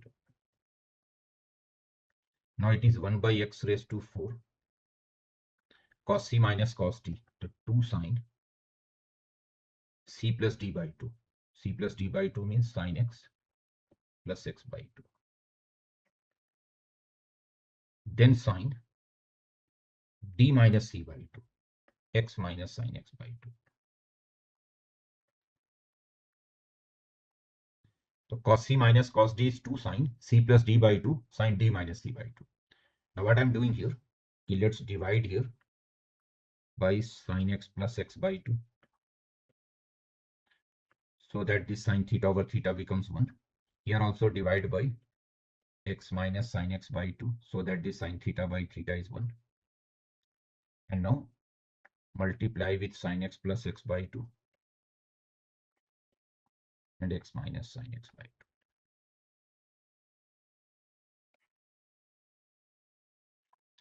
So now you can see that this quantity, this one which is I'm putting in bracket this from here to here, it is sin theta over theta. Theta is approaching to 0, so it will be 1. This quantity again, which is I'm putting in bracket, this one, this is sin theta over theta, it is 1. So finally this limit is what? Limit x approaching to 0 sin x plus x, x minus sin x by 2x4. In fact 1 2 is cancelled, this 2 and these 2 cancelled. Now sin x plus x, if I do the expansion of sin x, the expansion of sin x is x minus x cube by 3 factorial plus x5 by 5 factorial up to infinity. And then you are adding one more x here, plus x. So this will become 2x. Then x minus expansion of sin x again. So x minus x cube by 3 factorial plus x5 by 5 factorial up to infinity. And in the denominator, I have this x4 and this 2x4. Now this x and x cancel. Now you can see that if from the first bracket I can take x common, and next bracket from the second bracket I can take x cube common. So if I take x and x cube common from the two brackets, so now the first bracket is what? 2 minus x square by 3 factorial plus x4 by 5 factorial and so on. And second bracket x cube taken common, so it is 1 by 3 factorial minus x square by 5 factorial and so on. And denominator is 2 only. Now when you put x is equal to 0, the first bracket is 2, remaining term 0. Second bracket is 1 by 6, remaining term 0 over 2. So it is 1 by 6. 1 by k is 1 by 6, so hence k must be 6 here. So actually the value of k is 6 here, right?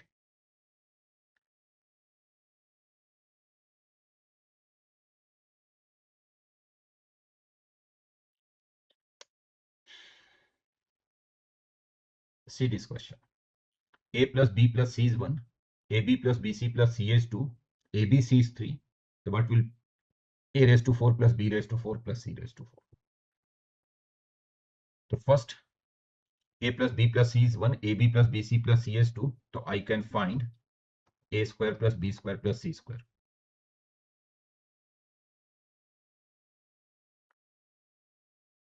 A square plus B square plus C square is what? A plus B plus C whole square minus 2 times AB plus BC plus C. A plus B plus C is 1. AB plus BC plus C is 2. So it is minus 3A square plus B square plus C square. Now, if you are thinking that how can A square plus B square plus C square can be negative, square cannot be negative. So they have not mentioned that A, B, C are real numbers. So A, B, C can be imaginary numbers also. Now we know that A square plus B square plus C square is minus 3. Now I need A4 plus B4 plus C4. So A4 plus B4 plus C4, same A4 plus B4 plus C4. I can write it as A square plus B square plus C square whole square minus 2 times A square B square plus B square C square plus C square A square. Now this A square plus B square plus C square is minus 3. So it is 9 minus 2 times A square B square plus B square C square plus C square A square. 9 minus 2 times A square B square plus B square C square plus C square A square. Now it can be written as 9 minus 2 times.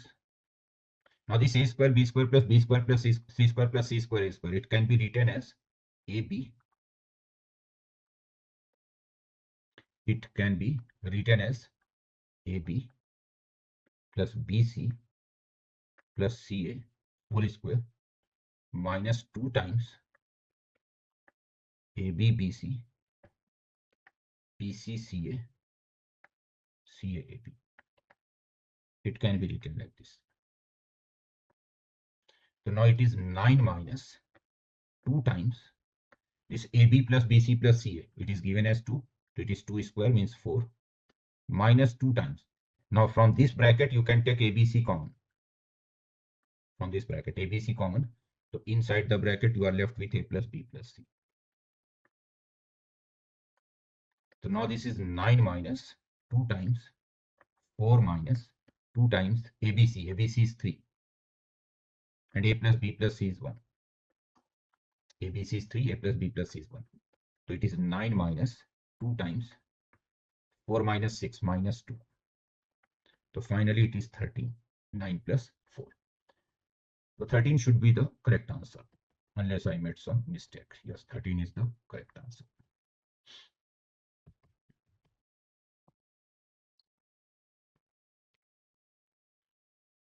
See this question. Two lines are given to you here. Here if k is the parameter, means both the lines are variable. So the locus of the point of intersection of these two lines is a conic. What will be the eccentricity of that conic? So you have to get the locus of the point of intersection of these two lines first. Locus of the point of intersection of these two lines first. So to get the locus of the point of intersection of these two lines, what you should do, just eliminate k from these two equations. Just eliminate the parameter from these two equations. So whatever equation you are getting in terms of x and y after eliminating k, that will be your required locus. So see, from the first equation, I can see that k can be written as 4 root 3 over root 3x plus y. From the first equation, from here. And from the second equation, I can see that k can be written as root 3x minus y over 4 root 3. Obviously, these two should be same, just equate them. So if you equate them, so you are getting root 3x plus y into root 3x minus y is equal to 4 root 3 square means 48. Now it is what? 3x square minus y square 48. Divide by 48, so you can see it is a hyperbola. X square over 16 minus y square over 48 is equal to 1. So this is the locus. Locus is basically a hyperbola. A square is 16, B square is 48. You have to find its eccentricity. The eccentricity is under root A square, which is 16, B square, which is 48, over A, which is 4. So eccentricity is 2 here. Root 64, which is 8, 8 by 4, which is 2. So 2 is the correct answer here.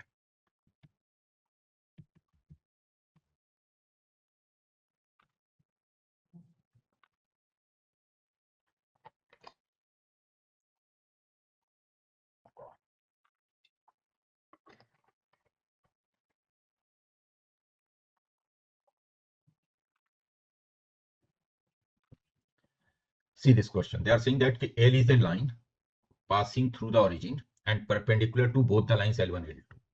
Then they are saying P is the point of intersection of L and L1. Then they are saying alpha, beta, gamma is the foot of the perpendicular from P to L2. Lengthy question. What will be 9 times alpha plus beta plus gamma? Very lengthy. First you have to get the line L. Then you have to get the point of intersection of L and L1. Then you have to find the foot of the perpendicular from P to L2. So basically 3 questions are there. In a single question, there are 3 questions in this. So first I have to get the line L passing through L1 and L2. A line L perpendicular to both L1 and L2. And since your line L is perpendicular to both L1 and L2, so your line must be in the direction of cross product of these two vectors. Your line must be in the direction of cross product of these two vectors. So let's take the cross product of these two vectors first.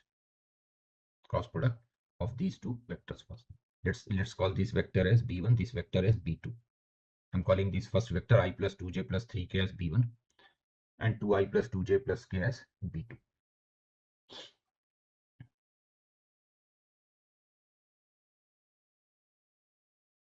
So let's take the cross product of B1 and B2, B1 cross B2. Actually, B1 is the vector along the line L1, B2 is the vector along the line L2. So B1 cross B2 is the vector which is perpendicular to both L1 and L2. Means B1 cross B2 is the vector along the line L. So it is I, J, K. 1, 2, 3, 2, 2, 1. 1, 2, 3, 2, 2, 1. Now what is the cross product? 2 minus 6, 2 minus 6 minus 4i. 2 minus 6. Then what is J? 1 minus 6. 1 minus 6, 5j. And what is K? 2 minus 4 minus 2k. So it is minus 4i plus 5j minus 2k. Let's check once again. 1, 2, 3 and 2, 2, 1. So I will get 2 minus 6, 2 minus 6 minus 4. Then with j I will get 1 minus 6, 1 minus 6 minus 5, so plus 5, and then 2 minus 4 minus 2. So hence the line L is what? The line L is passing through origin and it is in the direction of B1 cross B2. Hence your line L will be R is equal to, let's say, lambda 1 time minus 4i plus 5j plus 5j minus 2k. This is the line L. Now I have to get the intersection of the line L with L1. Intersection of the line L with L1. So that means any point on line L, can be taken like this, minus 4 lambda 1, 5 lambda 1 and math. And this point must satisfy the line L1 also. This point must satisfy the line L1 also. So what you can write? I'm finding the point of intersection of L and L1. So I will equate these two are, I'm just equating L and L1. So lambda 1 times minus 4i plus 5j minus 2k. It is what? It is I minus 11j minus 7k plus lambda times I plus 2j plus 3k. Right? Now if you equate the coefficients of ijk from both sides, if you get the coefficients of ijk from both sides, so you can see that minus 4 lambda 1. In fact, it will be easy if I take line in, if I write line L in L1 in Cartesian form. If I write line L1 in Cartesian form, so it is x minus 1 by 1, y plus 11 by 2, z plus 7 by 3. Line L1 in Cartesian form is, see, it is passing through 1 minus 11 minus 7. X minus 1, y plus 11, z plus 7, and its direction ratios are 1, 2, 3. So now what I can say that for the point of intersection of L and L1, for the point of intersection of L and L1, this point on L is what? point on L. P is the point of intersection. So P can be taken as minus 4 lambda 1, 5 lambda 1, minus 2 lambda 1. So this P must satisfy this L1 also. So just put this P point in here in L1. So you will get minus 4 lambda 1, minus 1. Then 5 lambda 1 plus 11 by 2. Minus 4 lambda 1 minus 1 by 1. 5 lambda 1 plus 11 by 2. Now solve it. So you are getting minus 8 lambda 1 minus 2, 5 lambda 1 plus 11. So you are getting 13 lambda 1 minus 13. So lambda 1 is minus 1. Hence you got P point. P point is 4 minus 5, 2. P point is 4 minus 5, 2. Let me check what they are getting as P point. P point, they are, yes, 4 minus 5 and 2. So P point is 4 minus 5 and 2. Now I have to find the foot of the perpendicular from this P point, on the line L2. From this P point on the line L2. So now this is the line L2. And from this P point, I'm drawing perpendicular to this L2. The foot of the perpendicular is Q. Foot of the perpendicular is Q. And any point, this is the line L2. Any point Q on L2 can be written like this. It can be written 1 plus 2 mu, then 2 mu, then 1 plus mu. And the vector along the line L2, is basically B2 vector, which is 2 to 1. 2 to 1. Now if I find this PQ vector, so PQ vector is what? 2 mu, 1 minus 4 minus 3, 2 mu plus 5, and then mu minus 1. Now obviously if I take the cross product of PQ with B2, it should be 0. PQ is perpendicular to B2. So take the cross product of this PQ with B2. So it will be 4 mu minus 6. Again 4 mu plus 10.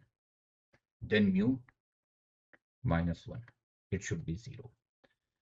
So I'm getting 9 mu and 10 minus 7. 10 minus 7 means plus 3. So hence mu is what? Mu is minus 1 by 3.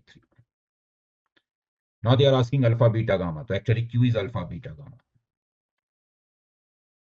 Alpha, beta, gamma. So what will be alpha plus beta plus gamma? Alpha plus beta plus gamma is, you can see, 2 mu, and mu. So it is 5 mu and plus 2. So I'm getting 9 times actually alpha plus beta plus gamma. They are asking 9 times alpha plus beta plus gamma. So it is 9 times 5 mu plus 2. Now it is what? 9 times 5 mu is minus 5 by 3 plus 2.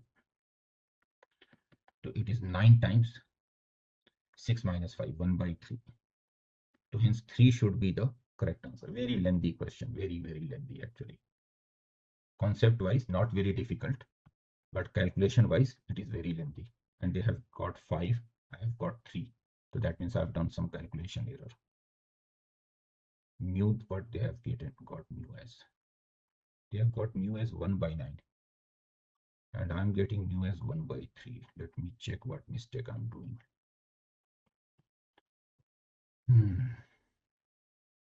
10 minus 7. See, any point on L2, I can take as 1 plus 2 mu, correct? Then 2 mu, correct? Then 1 plus mu, it is correct. P point is 4 minus 5, 2. Is it correct? Let me verify with this one. P point they have got 4 minus 5, 2. That is also correct. Q point minus 1 plus 2 mu, and 1 plus mu. They are taking minus 1 plus 2 mu.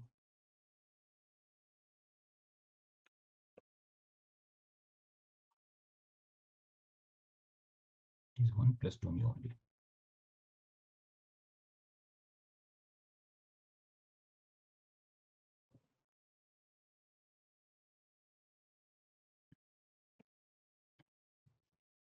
They are taking it as minus 1 plus 2 mu. Let me check. Their line is P point is correct. No problem in P point. They are taking minus 1 plus 2 mu, and 1 plus mu. Minus 1 plus 2 mu. But here it is 1 plus and then 1 plus mu. Minus 1 plus 2 mu and 1 plus mu. Okay, so that means there is some typing error in this question. It should be minus here then. It should be minus here in this case. So then I will get the point as minus 1 plus 2 mu and 1 plus mu. Now PQ vector will be what? PQ, let me correct everything. So PQ vector will be 2 mu and then minus 1 minus 4. It is minus 5 here. Everything is same, 2 p mu plus 5 mu minus 1. So it will be minus 10 here. So this minus 10 and 10 cancel. So now it is mu is 1 by 9 here.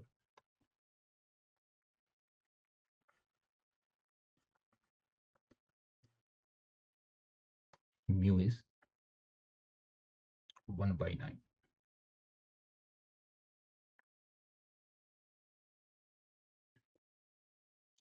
And now when mu is 1 by 9, so then I will get what here?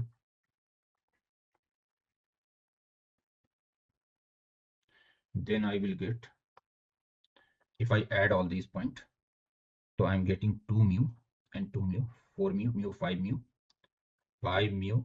Ultimately, I'm getting just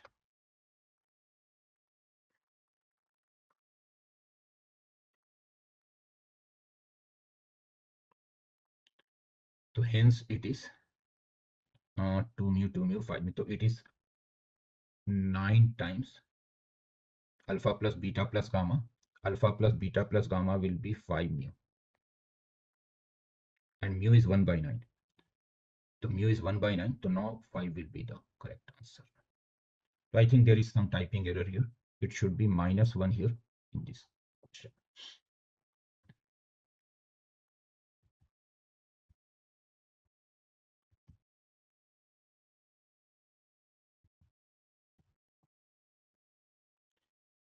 Okay, let's see this question. This is from complex numbers. They are saying how many complex numbers that satisfy both these equations simultaneously. So how many complex numbers satisfy both these equations simultaneously? Mod z is equal to 1. So since mod z is equal to 1, I can take z as e raised to iota theta. Z can be taken as e raised to iota theta. And if z is e raised to iota theta, so then from the second equation can be written as, obviously z conjugate will be e raised to minus iota theta. Theta is the argument, means theta belongs to minus pi to pi. Now if I put z and z conjugate here in the second equation, so I will get z by z conjugate means e raised to 2 iota theta plus e raised to minus 2 iota theta. It is 1. So this will give you e raised to 2 iota theta is cos 2 theta plus iota sin 2 theta and then cos 2 theta minus iota sin 2 theta. So you are getting mod 2 cos 2 theta 1. So then you are getting cos 2 theta is plus minus half. Right? Theta belongs to minus pi to pi. So 2 theta belongs to minus 2 pi to 2 pi. And in minus 2 pi to 2 pi, see, in 0 to 2 pi, cos 2 theta is equal to half in 0 to 2 pi. If I take 2 theta from 0 to 2 pi, So cos 2 theta is equal to half will give you 4 solutions. Sorry, 2 solutions. And cos 2 theta is equal to minus half also gives you 2 solutions. So we are getting 4 solutions in 0 to 2 pi. And similarly, 4 solutions I will get in the on the negative side 0 to minus 2 pi. So total you will get 8 solutions here. See, if you take cos 2 theta is equal to half in 0 to 2 pi, you will get 2 solutions. 2 solutions for cos 2 theta is equal to half in 0 to 2 pi. Similarly, cos 2 theta is equal to minus half gives you 2 solutions in 0 to 2 pi. So in 0 to 2 pi only you are getting 4 solutions. Similarly, in 0 to minus 2 pi you will get 4 solutions. The total number of solution will be 8 here, right? Okay, everyone, bye bye. See you in the next video. Bye bye. Take care. God bless you all.